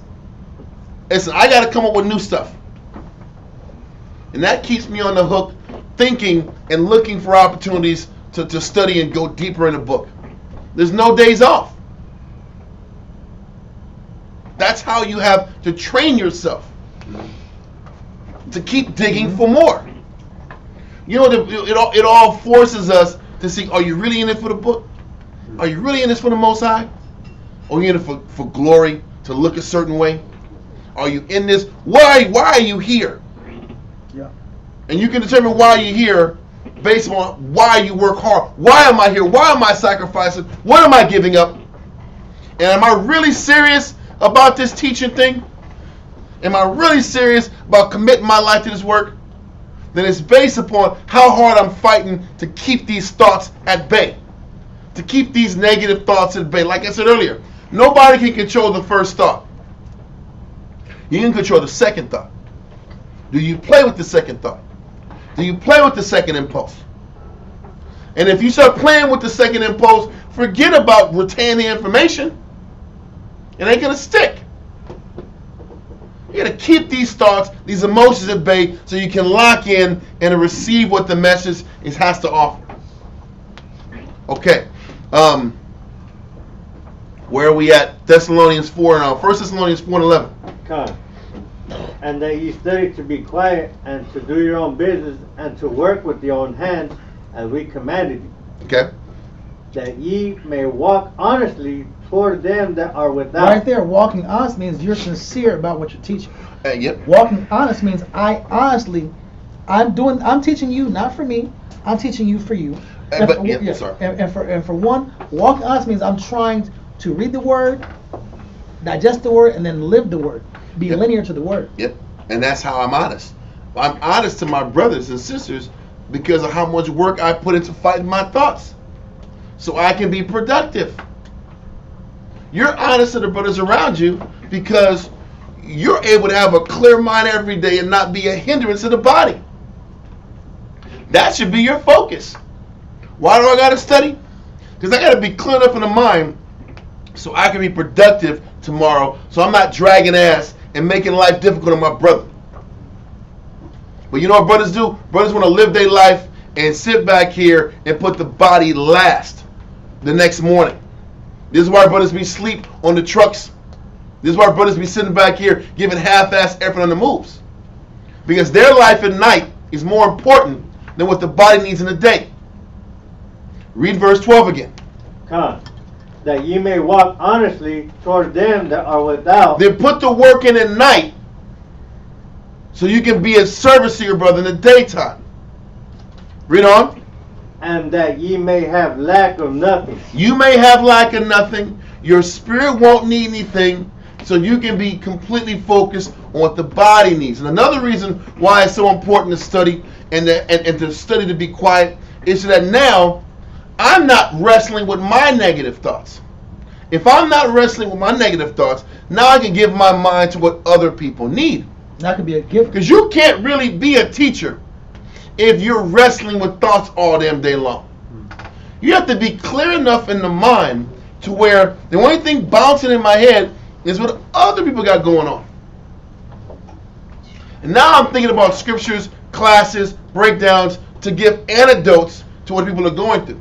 If I'm in my head all damn day long and I'm wrestling this spirit and I haven't controlled what's in my head, how can you be of service to others? Yes? I was gonna say that's crazy because Most High ends up showing you like right away what you were just studying. Someone else eventually needs that like right then and there. God. It's crazy. Yeah. And depending on how hard you work, you can be of greater service to other people instead of being selfish and it's wrapped around in your life. A lot of us want rank and position, but don't understand what that really means. If you want a rank and position, what are you willing to sit back here and give up in your life so you can be of greater service to other people? What are you willing to fight in your mind and controlling your mind so you can have a clean spiritual palate so you can be open to what other people need? Either you're going to be an inward thinker or an outward thinker. The thing is, you have to control your inward thoughts so you can be clear enough in the mind to be at service for other people. And that's another reason why studying at this level, how we're explaining it, is so important. Yes, sir? I don't know if it's just me as a beginner, but or if it's for the advanced, but I know a lot of things that shuts them doors of negativity is making a choice. Having a choice to where, I remember you saying about, well, you can't be halfway in and halfway out. It's that threshold you gotta break and come on over to the other side, and that starts with a choice.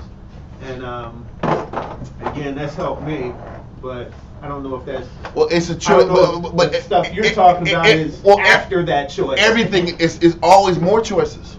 There's always another step. Yeah. There's always more discipline. There's always, Most High wants more that you have to give up if you want more wisdom. Right. If you want more wisdom, you have to have more discipline, which means more folly has to be dismissed. More of the flesh has to go. This happens in degrees. Everything this happens is in degrees. layers.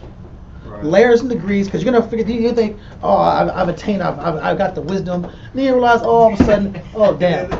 Because as we go into class, I doubt we'll have time. But it goes into your wisdom is still predicated on your experience and victories in Christ. And if you're not sitting back here and applying the word in your life to where you're finding spiritual success, then what are you giving the next man? We'll go into that if we have time. I don't know if we will. Did we finish verse 12? Okay, we're going to let 1 Thessalonians 4 and 11 through 12 go. And we're going to go... let's go study again. And we're just going to read the next three study definitions, 1 through 3. We're not going to super break down all of it. We're going to explain it real quick, and then we're going to go into some more verses that kind of explain all three of these definitions in kind of one. Study. So study the verb, I guess is the verb 1, 2, and 3. To fix the mind? Yep. Okay. To fix the mind closely upon a subject. So now you're sitting back here getting to the point where you're studying, and you can actually fix the mind now. Which is called fixation. Meaning that when people have a fixation, they only talk about that one topic. They only think about that one topic. They only care about that one topic. They only focus on that one topic. It's the zone. It's what it takes to zone in to retain the information. It's telling you there are thresholds you have to break in your studying and learning for the information to stick. And this is what's hitting most people. Most brothers surface study, surface think, and wonder why their information and their teaching is surface. Their teaching is surface because their studying is surface, because their focus is surface. You understand? Read the paragraph, the number 1 again. Study. To fix the mind closely upon a subject. To muse. To muse. What does to muse mean? To muse means to what? To study, to deeply study, to meditate. Muse means to really meditate. He's trying to let you know the level of work ethic needed to retain. I'm going back and saying this over and over and over again in many ways because I'm trying to convey how hard you have to. Remember we talked last week about how scribing is like a doctorate level, like doctors. This is what a doctor does. You think a heart surgeon, that person has to master the understanding of the heart. They have to commit themselves to the understanding of the heart. You think it's any different here as Bible teachers? We have to master studying here. Master all the works of the Bible. Old Testament, New Testament, the prophets, the Tanakh, the Torah, Christ, the Apocrypha. And are we committed the rest of our days to mastering ourselves enough to retain the information the Most High has provided for us? It's not unattainable. It just means you care. Because listen, I used to have this issue of like, man, there's so much things to do, there's so much stuff going on. Listen, bro, if you care, you'll at least get number 1 and 2 already done. And that's why I say, listen, you got your whole life to finish this up. Listen, I don't know every damn thing in the Bible. Nobody does. But can you dedicate your life to that race? How about that one? Can you dedicate your mind to where you have to keep letting things go, letting weakness and impediments go, to where you can retain, lock in, and focus more on what the book can offer for you? Read it again. The definitions. Study. To fix the mind closely upon a subject. To muse. To dwell upon in thought. How much do you dwell on the understanding of the scriptures?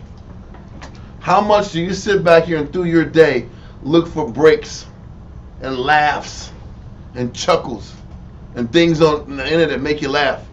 Those reels. I mean, y'all, how much time you focus on watching reels and television and little comic relief? Or are you sitting back here and really pondering on what you read yesterday. Pondering on the chapter you read yesterday. Then thinking about the next chapter you got to read.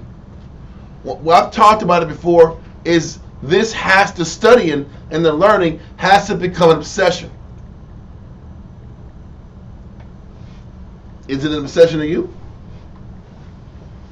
If it's not beginning to be an obsession, now you know why your message and where you're at as a teacher is where it's at. Because studying has to be an obsession. And if that's going to be an obsession, then some things have to go. Athletes. If athletes want to be great basketball players, baseball players, you know what? You know what has to die for a long time? Your social life. If you want to be a great player, all your free time is working on your craft. Whether it's the literal skill or it's the strength needed to enhance the skill. Or tape. Or game, watching the games, watching film. Everything is about getting to this step. We understand it in sports. We don't accept it in the realm of learning the Bible. You're sitting back here and saying you want to open your mind to all this new information. You know how I look at it? What crap has got to come out of your head to receive the good information? We think we can retain all this information, all this understanding, and still keep all the toxicity in our head at the same time. That's not how the Most High works. The spirit of discipline will flee deceit. And then wisdom won't enter into a body that's subject to sin. So when I'm feeding negative and sinful thoughts, I'm starting to forget stuff. If I'm about the discipline, the weakness flees. You can't have it both ways. So the more you learn, the more you study, something's got to go. That folly, that desire for folly. She talks about that an aged man's supposed to be grave, right, and sober. Why? Why is he, and even an aged wife, is supposed to be the same way, grave and sober? Because to retain wisdom and understanding, all that fun shit got to go. All that folly, I want to have fun. I just want to have fun. You're always looking for a goddamn break. Yeah. Vacate, break, relax. Damn! Can we sit back and read the goddamn Bible and take some shit serious? Everything's a break? Everything. TGIF. Every day is TGIF. Oh, you're looking for it. Listen, it's happy hour somewhere. Somewhere it's happy hour. So I'm gonna sit back here and drink alcohol. And wine. It's wine o'clock, everyone. It's the desire for lightness. People are like, you know what the hell I'm talking about? In your whole life, you're just looking for a goddamn break. It's funny because that's how we think. That's how we're wired. Versus sitting back here and looking for opportunities to grow in wisdom. That what ends up happening is that's how you gain a sober mind. Because what matters is your understanding growing. Not just, you know the problem with having fun? You want more fun the next day. It never stops. You know damn well that's how it is. It's this ongoing pursuit for fun. Breaks, fun. Let me get away, let's get out. Man, you just went out last week. Let's get out again. Like, damn. When does it ever stop? Out. Damn, B. We always out in the streets. Can I just sit back here and get my bearings in the book for a little bit? Let me show how people think, man. And if we're going to be serious and grave, it's not when it's been mad and angry and screw-faced. It's about you're serious and grave because what you value is the pursuit of wisdom and understanding versus pursuing just folly. You don't go to the river all the day, always go. How many times you go to the river? The river is not awesome. After you go there one time, it's not that dope. It really isn't. Really, the river is very ordinary. You get a little flute. The Peruvian flutes. It's cool. That day, I don't need the soundtrack. I don't need the Peruvian soundtrack. It's cool. I don't need the llama rug, man. I'm cool. I don't need it. No, thank you. I don't need that $300 llama rug. That's Riverton. That's Riverton. Those sounds and bracelets and. Oh yeah, bro. Listen, bro. Listen, every day, bro. It's always calling you. Listen, because we used to be next to those guys. I'm like, I don't need anything they got. But anyway, y'all get the point that I'm saying. There has to be a choice. Stop looking for the break and look for the discipline. Embrace the discipline. Okay, where are we at? Study. Oh, I know that. What's number 2 or number 3? Definition. No, definition 2. Con. Study. To apply the mind to books. We're still getting back to applying the mind, huh? Listen, everyone was having fun. It was just a fun. It's a party. It's a party. It's a party. It's a party. Like, come on, can you apply your mind to books? Listen, if you want to hide something, where do you put it in? In a book. That's the point. Our people are allergic to reading books, huh? Oh, don't bring that book to me. No, no, no. Put it in a video. Put it in a song. I'll listen to hell. Listen, you'll recite some damn music in a heartbeat. That's facts. But having to sit back and lock your mind down and read words, it's like Chinese water torture for Israel, right? Like, read this. Make him read this. Oh. Not reading. It's the truth. You know I'm not lying at all. Contrast is Gad. Contrast is Gad in those lost the language out. Yeah, we talked about it last week. Yeah, I didn't want to read no damn books. We will tell stories. But let's read number 2 again. God. It says to apply the mind to books. Read the second part of that. He studies 8 hours in the day. Damn, that's pretty good, right? How long do we study? I got a better one. How long do we have a good zoned in mind when we're studying? Where we're locked in and your mind is quiet and locked in. Gotta check that phone. Gotta check that phone. Listen, I'm saying this is what we have to start gauging and practicing. And start working on expanding in our minds. This is how we get our minds stronger. It's not a shame that you don't have it, but now we know.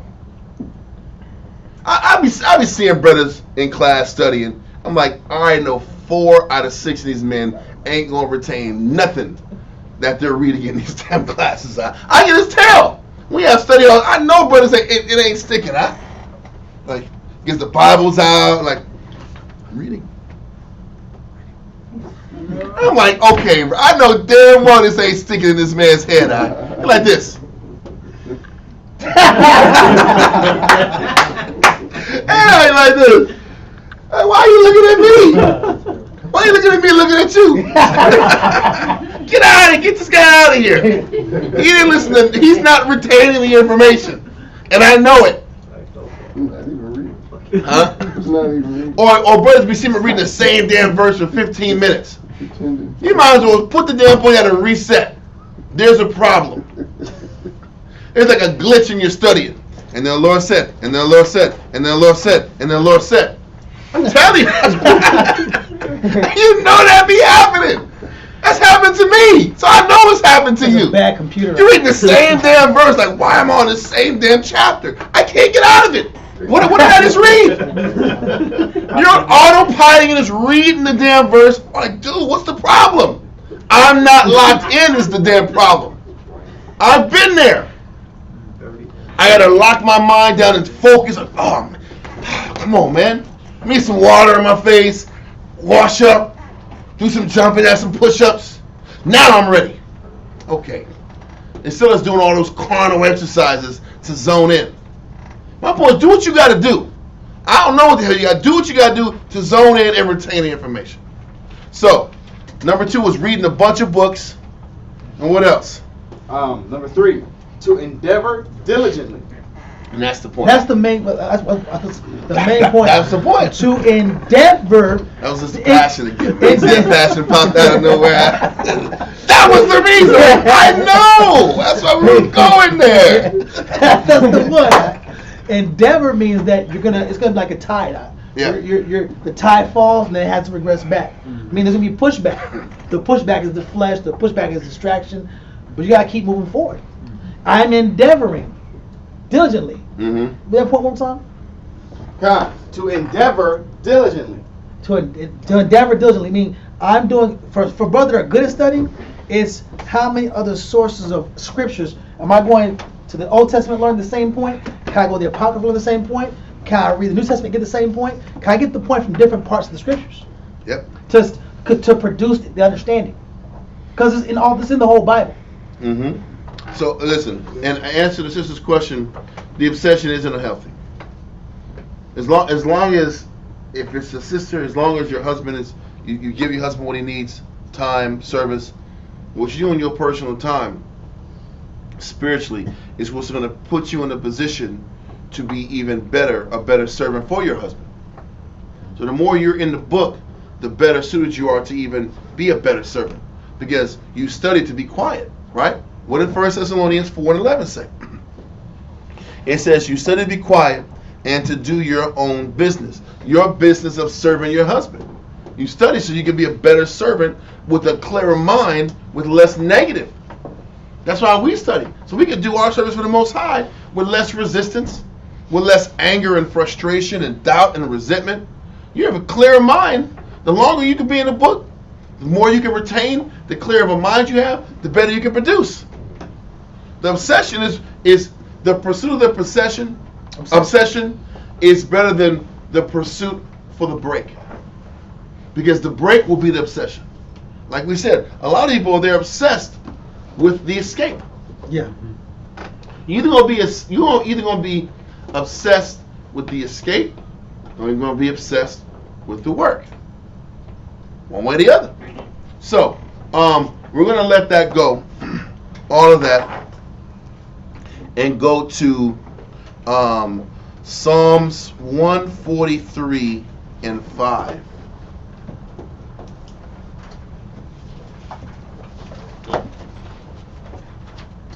Psalms 143 and 5, and then we're going to go into Wisdom of Solomon. Wisdom of Solomon, chapter 9.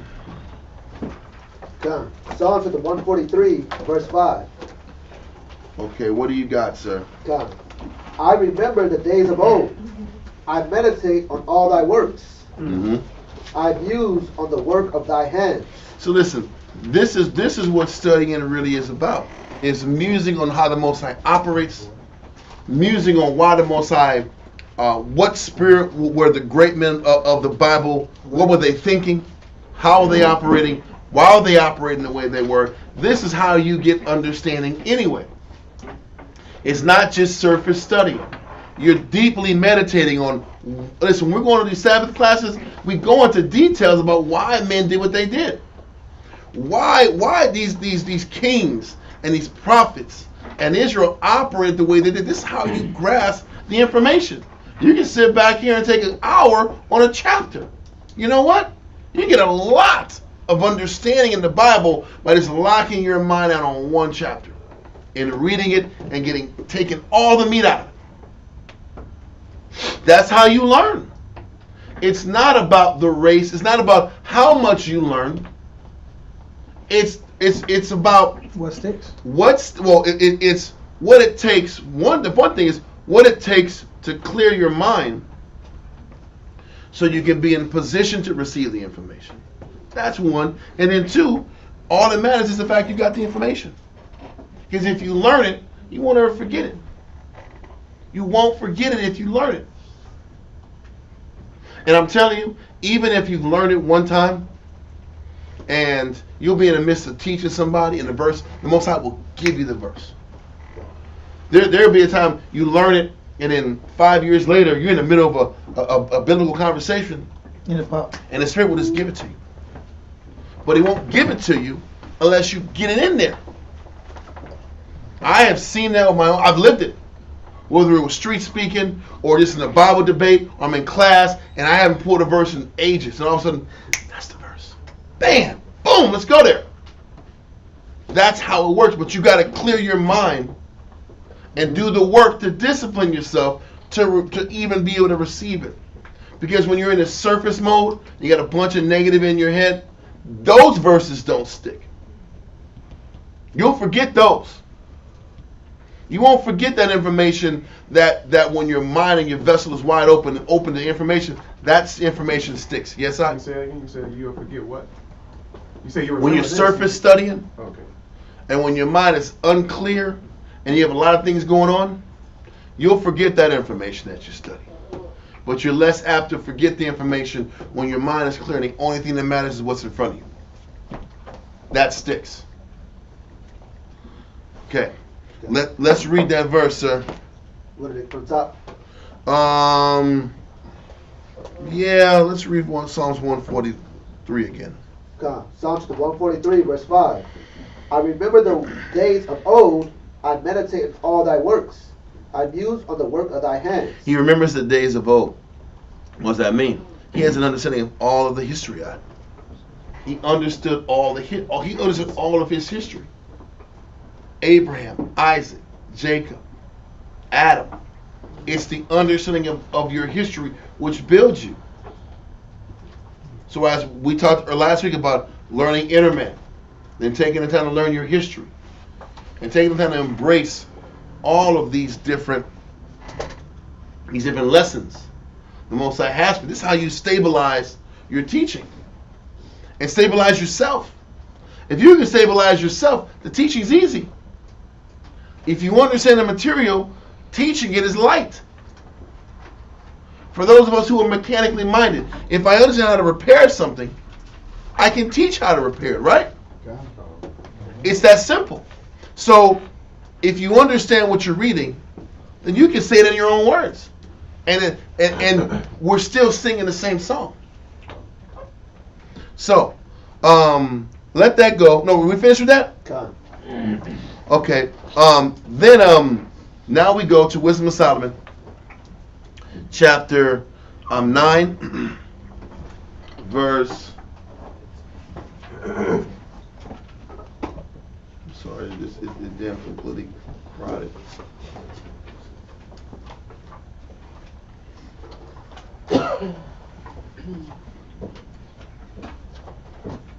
Give me 1 second. I'm just trying to.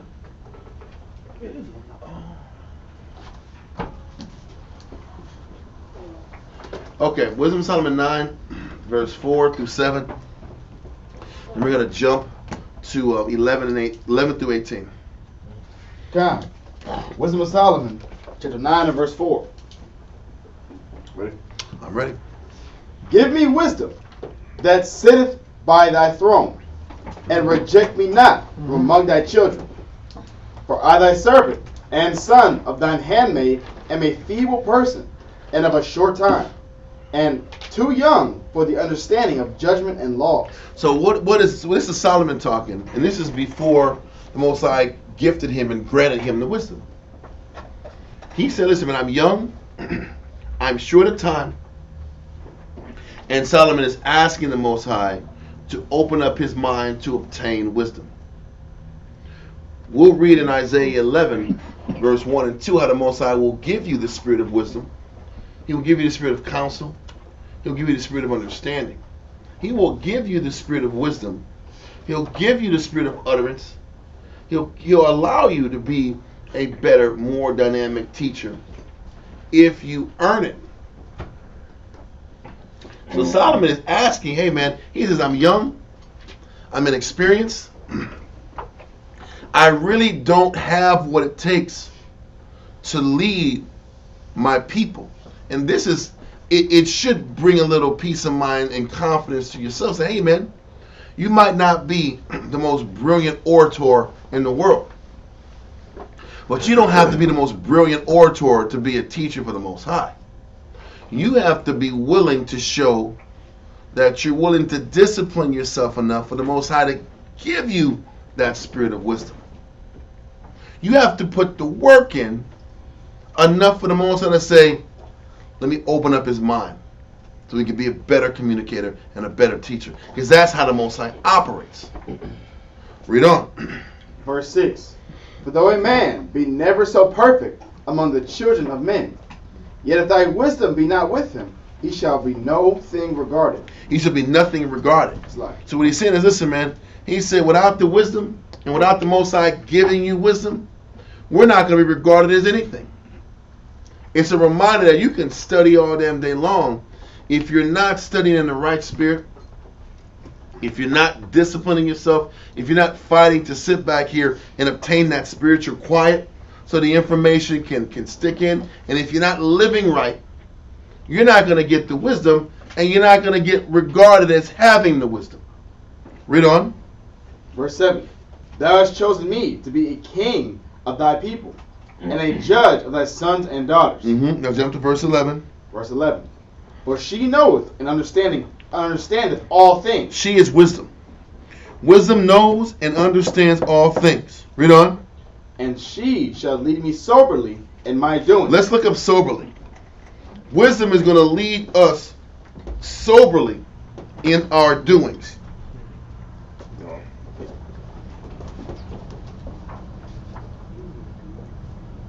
Look up sober, not soberly. Sober. Okay.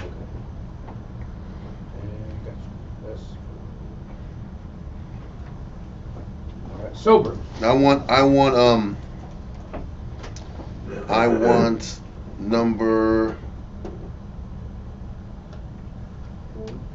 3 and 4. Sober, 1828, definition number 3. Not mad or insane, not wild, visionary, or heated with passion. So not heated with passion, not overly emotional.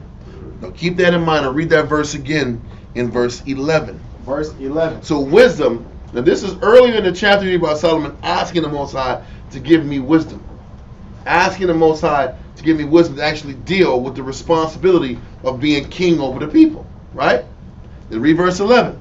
For she knoweth and understandeth all things. Wisdom knows and understands all things. Read on. And she shall lead me soberly in my doings. So listen, wisdom will lead you if you're willing to be sober through all the doings that you do.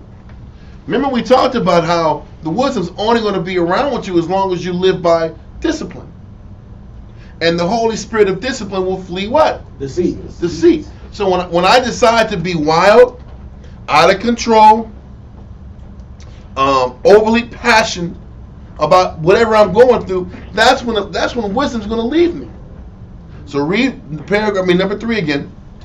It says sober, definition 3. It says not mad or insane, not wild, visionary, or heated with passion. That's just next. Having the regular exercise of cool, dispassionate reason. Having cool, dispassionate reason. I mean, that's everything. If we just heard, what do you think that statement means? So it says wisdom operates through a person who operates soberly. That sober operator has cool, dispassionate reason. He's not meditating on the anger or the emotion. He's not emotional. He's not operating in his flesh. Yeah. This person isn't operating angry. This person can maintain his control, his discipline. He's not going through temper tantrums. He's not guided. There's no major spikes. There's a moderation about his temperament. We go into temperament. We talk about temperament when it comes to leadership. As a leader, if you have extreme temperaments, you have these wild mood swings. You have these swings of mood, you have these swings of behavior, and you have these swings of activity level. You operate in intense fluctuations. Wisdom can't operate through you. Because I'm too subject to fluctuation. Being faithful is about not fluctuating, but maintaining the same steady, persistent route. If you're a runner, you have to maintain a pace. You can't sprint on Monday and then Tuesday you're kind of and half walking, half running, then you're sprinting, or if you're walking, that's intemperate. Being erratic. It's erratic. So Solomon was explaining, wisdom will sit back here and take you through a dispassionate mindset, a controlled mindset. Yes, sir? I want the definition of dispassionate. We've gone over dispassionate, but you can give it. Dispassionate, dictionary.com, as free from or unaffected by passion, devoid of personal feeling or bias. Exactly. And then we've gone over dispassion before. It says not about. Not having any biases. Yeah.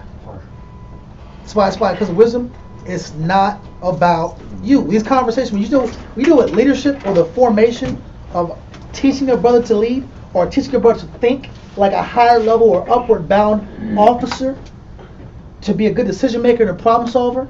My main conversation to you is going to be, it's not about you. Yep. And you're going to like me. And I don't care.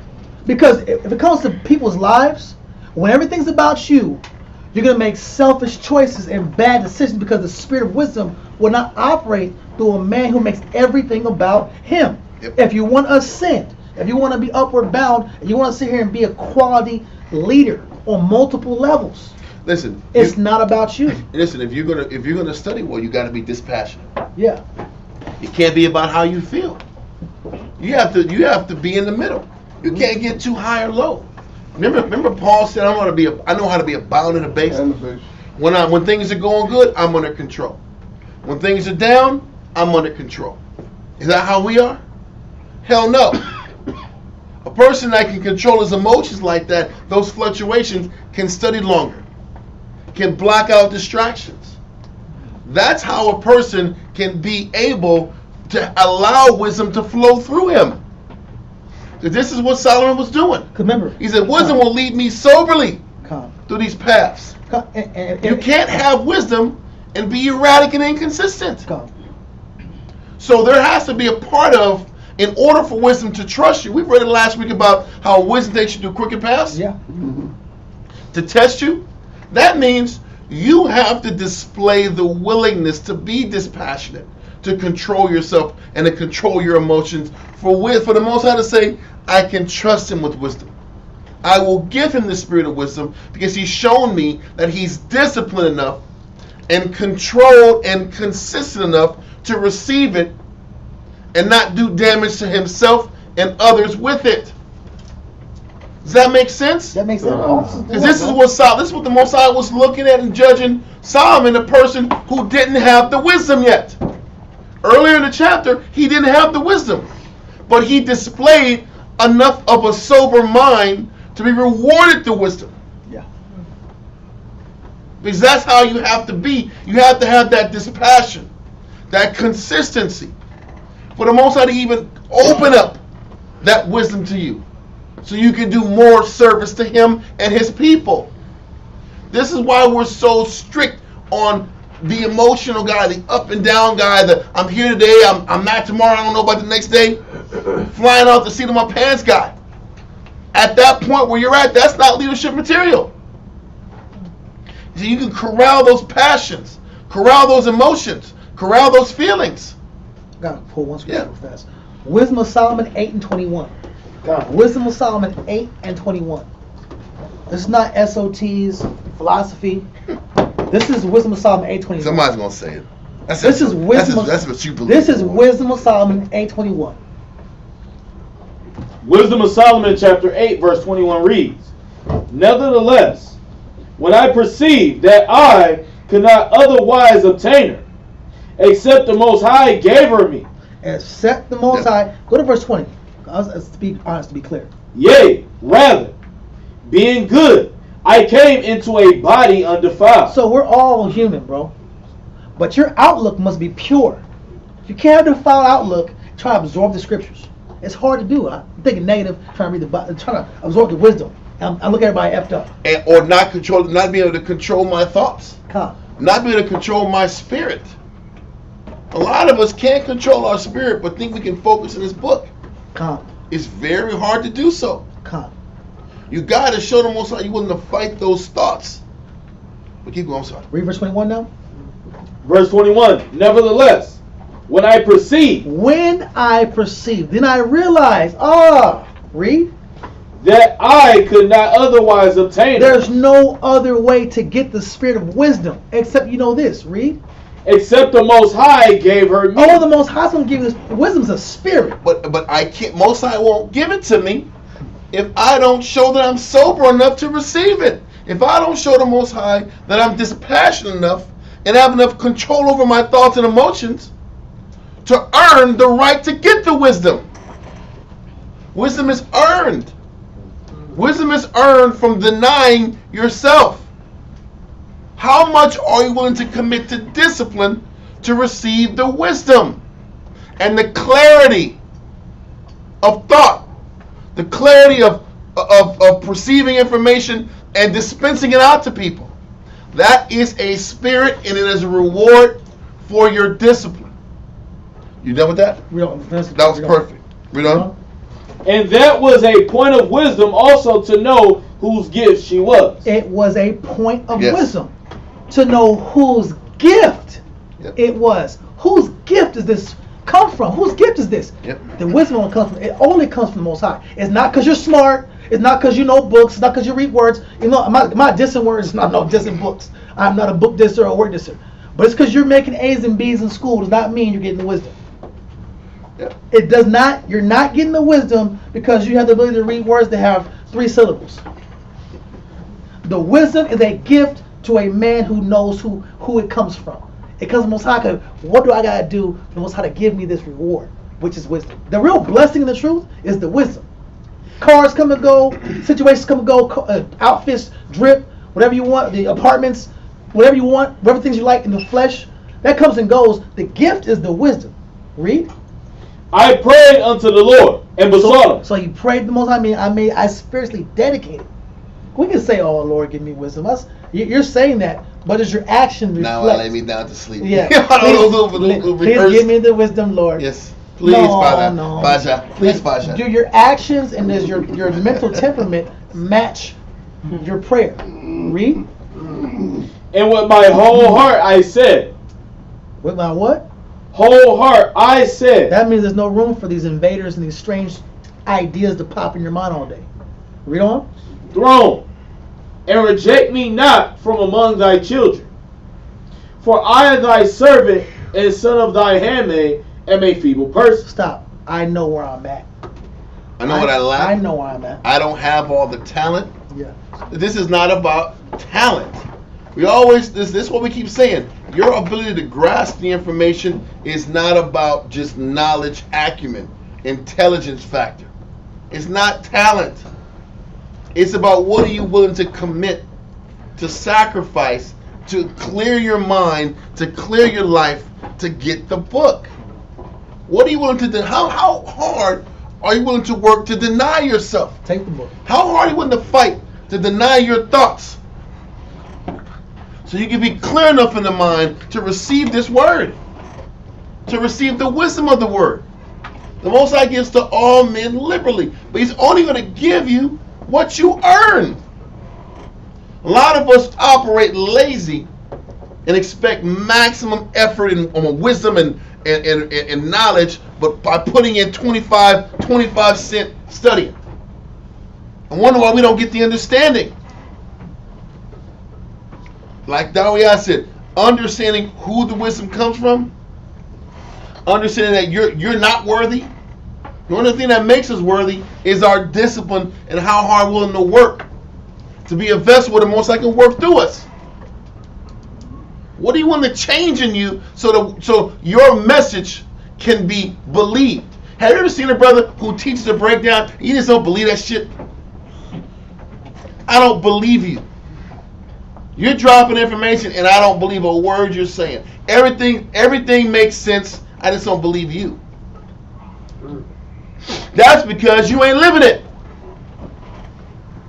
And that discipline has been shown forth in your life for the Spirit to justify you. We just read it in Wisdom of Solomon 9, where it said,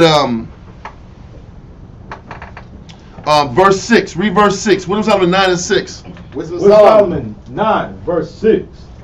For though a man be never so perfect among the children of men, yet if thy wisdom be not with him, he shall be nothing regarded. If that wisdom is not with him, it's because he didn't earn it. And people are going to know that he didn't earn it. And that he really don't operate in wisdom. He's got knowledge but not wisdom. So he's not going to be regarded because he's just saying words. And they're hollow words, and you know he's faking it. You can see a person who's living it and who ain't living it. You can sense it. Am I right or wrong? It comes out of your words, your life force. You can tell a person who's faking it in this realm. Are you living what you're saying or not?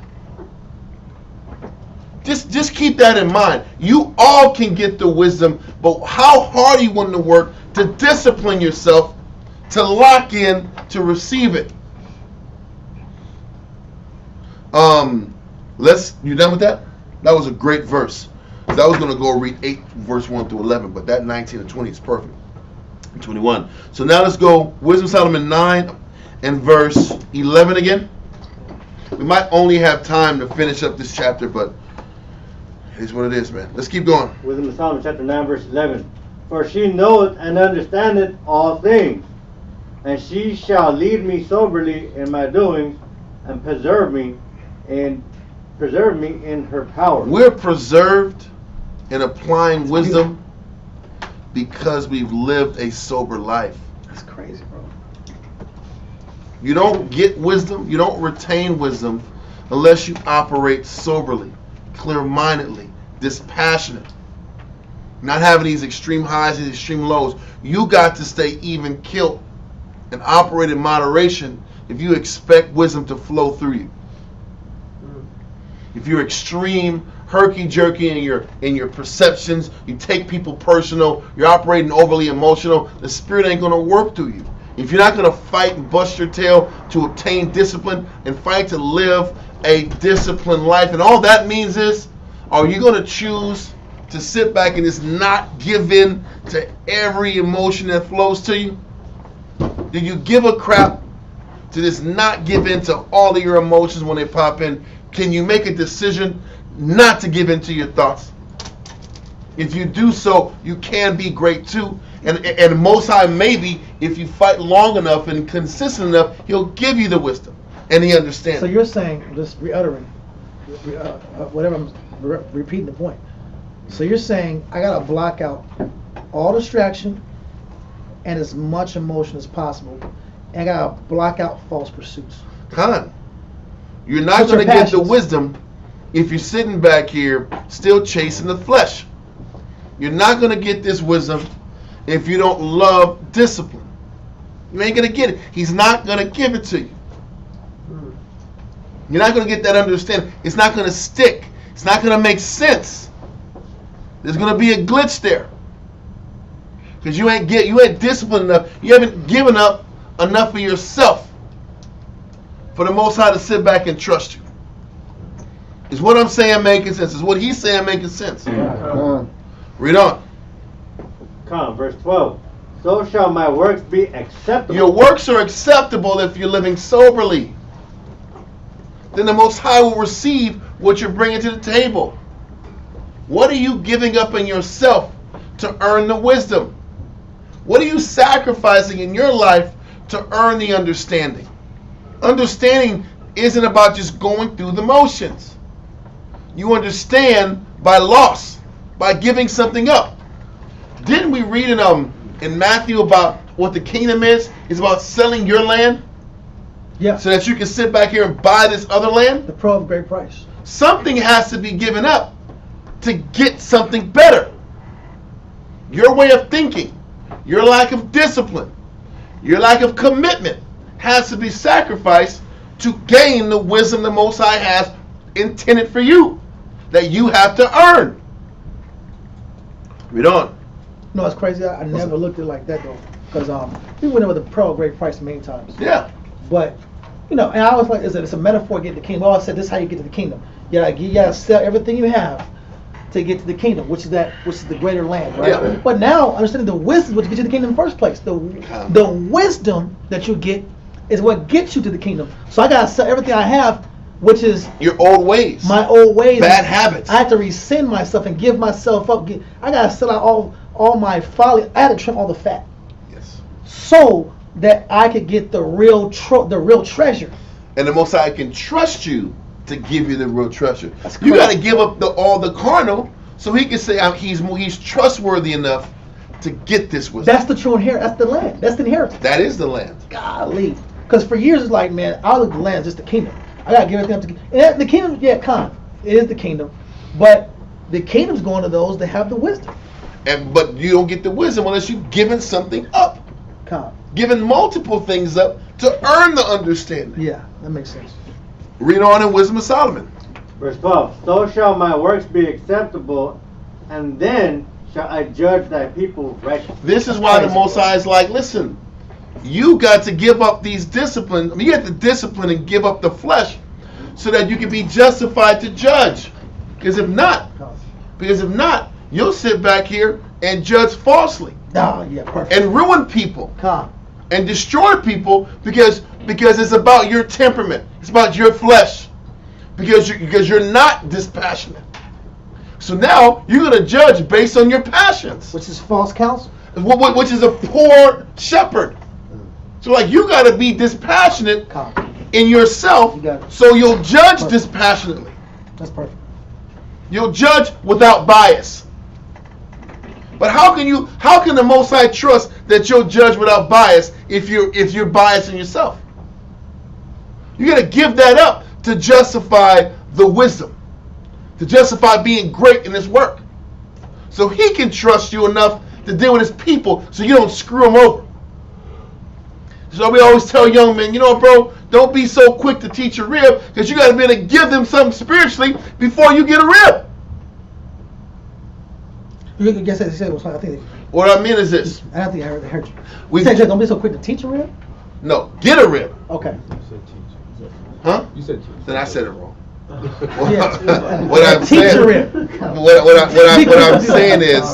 What I'm trying to explain is we try to teach young men not to be so quick to get ribs until you know what the hell you're doing so you can teach them something. So you don't have a bunch of women around without being able to lead them and deal with them from the front and teach and develop and counsel. And how you do it? And the most a lot of times the most don't even give you the rib until you attain enough information and learn so you can actually be a positive in their life. Beneficial. And also, the Most High judges how you deal in your house. Yep. It's how you deal in the Most High's house. Because if you're biased in your home, why would the Most High sit back here and deal with your ass in a leadership position? He's not going to do it. If you're emotional at the house, and I'm every day just taking things personal and getting angry and going crazy and being emo and putting hands on ribs and losing my cool, if I don't have self-control at the house, if I don't know how to be merciful and patient and loving at the house, why would the Most High think you're going to be patient, loving, and merciful with His flock? You can't cut it off. Because that's a faker. Yeah. The Most High don't trust that person. If I don't have natural love and affection at home, why would you have natural love and affection with the people that depend on you? It ain't gonna happen. And the Most High ain't gonna honor that. He's not gonna honor that action. And if you expect to sit back and operate one way at the house and another way around the men, the Most High sees it. He sees it. But what we're reading here is about the person that's the same person at the job, with the brothers, at home with his family. He's the same guy. He's genuine. He's consistent. He's dispassionate. He's not biased.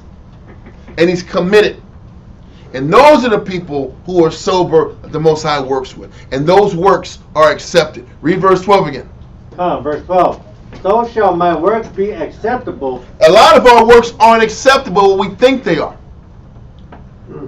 This is why a lot of our works, like I mentioned earlier, you teach Bible verses and the word just drops flat. You teach and you drop information and you think you know what the hell you're talking about and the word just goes like this. You ever see those cartoons and you're talking and it's just like, I remember those cartoons. Those type of cartoons. It's old cartoons, but they're great because they express like really how things are. Yeah. If you don't know what the hell you're talking about, if the Spirit ain't with you, your message is lame. And you have people just listen like this. They're just being polite. They're like this. He's got an hour. After the hour, we're free. then it's like, when is it too early to go to the restroom right now? It's like, let me wait for 20 minutes. Then I'll go to the restroom. Oh, I have a phone call. I have to get this phone call. I'll be right back. Then people that start exiting stage left. There's a reason people are walking in the restroom. You don't gotta be in the restroom for 25 minutes, B. It's if you 20 minutes of suffering, 25 minutes in the restroom. It's like 15 minutes left. It's okay. Point is this. All I'm saying is, a lot of times the message doesn't hit because you haven't disciplined yourself enough for the Most High to reward you with that. You got to give up your life. You got to give it your double life. You got to give it your triple life, your quadruple life. If you want the Most High to honor you and you want your message to be honored. Read verse 12 again. The truth, it's the truth. It's all the truth. Read on. So shall my work be acceptable, and then shall I judge thy people righteously, and be worthy to sit in my Father's seat. Read on. For what man is he that can know? So the point is this: in order to sit back and sit in your Father's seat is no different than you being worthy to sit on the podium and teach. There's a level of sacrifice and dedication and commitment that has to happen to truly be justified. There's a lot of guys that teach the Bible with hollow words that ain't living it. But if you sit back here and you want to be justified in the Spirit, what are you willing to give up to get it? What are you willing to sacrifice to obtain the wisdom for the Most High to justify you? Read on. For what man is he that can know the counsel of the Most High? Or who can think what the will of the Lord is? Nobody can, because of this next verse. Read on. For the thoughts of mortal men are miserable, and our devices are but uncertain. This is why it's so hard of a fight to be justified in the Spirit for the Most High to honor us. Because mortal men's thoughts are miserable. Our thoughts always lead to the flesh, sadness, unhappiness, hatred, self-loathing. That's where our mind always takes it. And this is why it's so hard to fight. It's important that you have to fight those mortal thoughts, those mortal approaches to looking at things, so the Most High will honor you enough. And we gotta explain mortal, because mortal are thoughts that lead to death. Mortal is thoughts that lead to spiritual death. Because these are the thoughts that you're fighting in order to sit back and lock in and lock your mind to attain the information in class. These mortal thoughts that are pounding you and attacking you. They're trying to get you to realize it's not that important. Take a break. Relax. Yes, sir? Is that passage also, is it saying that because you should be thinking, you should be positive? Well, what he's saying is by nature, our thoughts are carnal. Right. And by nature, our thoughts are to go opposite the Heavenly Father, which makes being rewarded with wisdom even that much greater and much more of a challenge to earn. But it's a challenge that everybody's on an equal playing field with. It's not about intelligence. How hard are you willing to discipline yourself and deny yourself for the Most High to reward you with wisdom? So it's about this. Knowing that there's that mortal thoughts that everybody is being challenged with. Does that make sense? Read on. Verse 15, for the corruptible body presses down the soul. And this is the thing, that flesh is constantly pressing down in your spirit that's trying to do things the right way. This is what makes the battle difficult. And I got to make this point. In the flesh, everybody has their flesh, their issue. I want to see somebody point out, oh, you got to use it. I do. Get out of here, bro. So Most High has put the spirit, he is just no battles. I just wake up. Like, he's the only person on planet Earth that can just wake up with no battles out. Listen, I used to think that way. I used to be mad as hell, bro. I used to be angry at people. Like people they don't got to worry about what I'm worrying about, huh? You got to deal with what I'm dealing with. Trials at Job. I'm like, bro, I'm dealing with all of this, and they're just living their life out and smiling. That's not true. They have their set of fatal flaws and issues. Everybody has their fatal flaws. Everybody has their different challenges. They're dealing with their challenges, and you're dealing with yours. Okay. Don't look at somebody, oh man, if I had this life, it would be so much better, but it would be so much easier. That's not true. It's a custom-made condition for each person. And everybody has to fight that flesh. Yeah. That's pressing down on the spirit. Mm-hmm. And this is why the victory is always so much sweeter. Because of all the obstacles we all have to fight to press and get the wisdom. How hard each and every one of us have to fight the flesh for this to make sense to us. For the words to make sense. It is a fight. Read on. For the corruptible body presseth down the soul, and the earthly tabernacle weigheth down the mind that museth upon many things. And that's the problem. Yeah. Finding ways to stop musing on carnal shit and muse on spiritual things. To control that flesh that's pressing down on you every day. And to choose the spirit. That's what choosing the spirit is. Not making it like mystical. Choosing the spirit is choosing to look at things in a spiritual, positive light. And not feeding the flesh. And are you committed to feeding the spirit? Committed to thinking about spiritual thoughts and not entertaining the carnal thoughts that are always bombarding you. Like I said, that one carnal thought is a freebie. You can't control it. But what do you do after that one carnal thought? And then the other carnal thought here, what do you do with them? If you feed them, if you feed that carnal, you're already lost. That's the circus. You have to sit back here and say, I'm not entertaining that. I'm not choosing that thought. I'm not choosing this thought. I will choose this thought. I will entertain this spiritual thought. I will choose this spiritual thought, not this one, not that one. And if you're successful consistently in that, your reward will be the wisdom. The reward will be grasping the information so much better. Come. I don't want to make this too much later. Let's finish up this verse. Come. Verse 16. And hardly do we guess aright at the things that are upon the earth. We don't guess right because we're carnal. Read on. And with labor do we find the things that are before us. Everything is hard. If it wasn't hard, it wouldn't be worth fighting for. We need to learn how to embrace laboring to get the wisdom, to study, to lock our minds down so we can retain the information, so we can sit back and service our people more, or service our people better. But as you're reading Wisdom of Solomon, that ability to service your people comes with a cost. It comes with the cost of having to live soberly so wisdom can work through you. Does that make sense? Come. Read on. But the things that are in heaven, who hath searched out? Mm-hmm. And the counsel who hath known, except thou give wisdom. And thy counsel who have known, except thou give wisdom. You're not, listen, we're going to keep making the wrong decisions until the Most High gives us the wisdom we need. You're not going to get the wisdom until you live soberly enough to retain the information. The more you live your life soberly, the more you're accessible to getting the wisdom the Most High wants to give to all of us. Read on. And set the Holy Spirit from above. Mm-hmm. And so the ways of them that live on the earth were reformed, and men were taught the things right there, that were pleasing unto thee, and were saved through wisdom. You're saved through wisdom.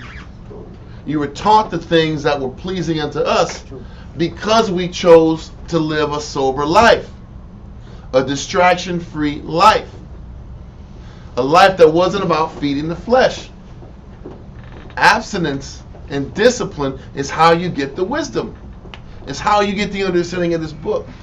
But entertaining your life with all these distractions is what hinders you from your growth.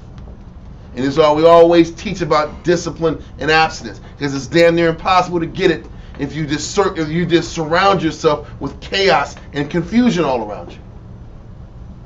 You understand it? We're going to leave it at that. Any other questions, comments, statements? The water for tuning in. We will have class on Wednesday. Shalom.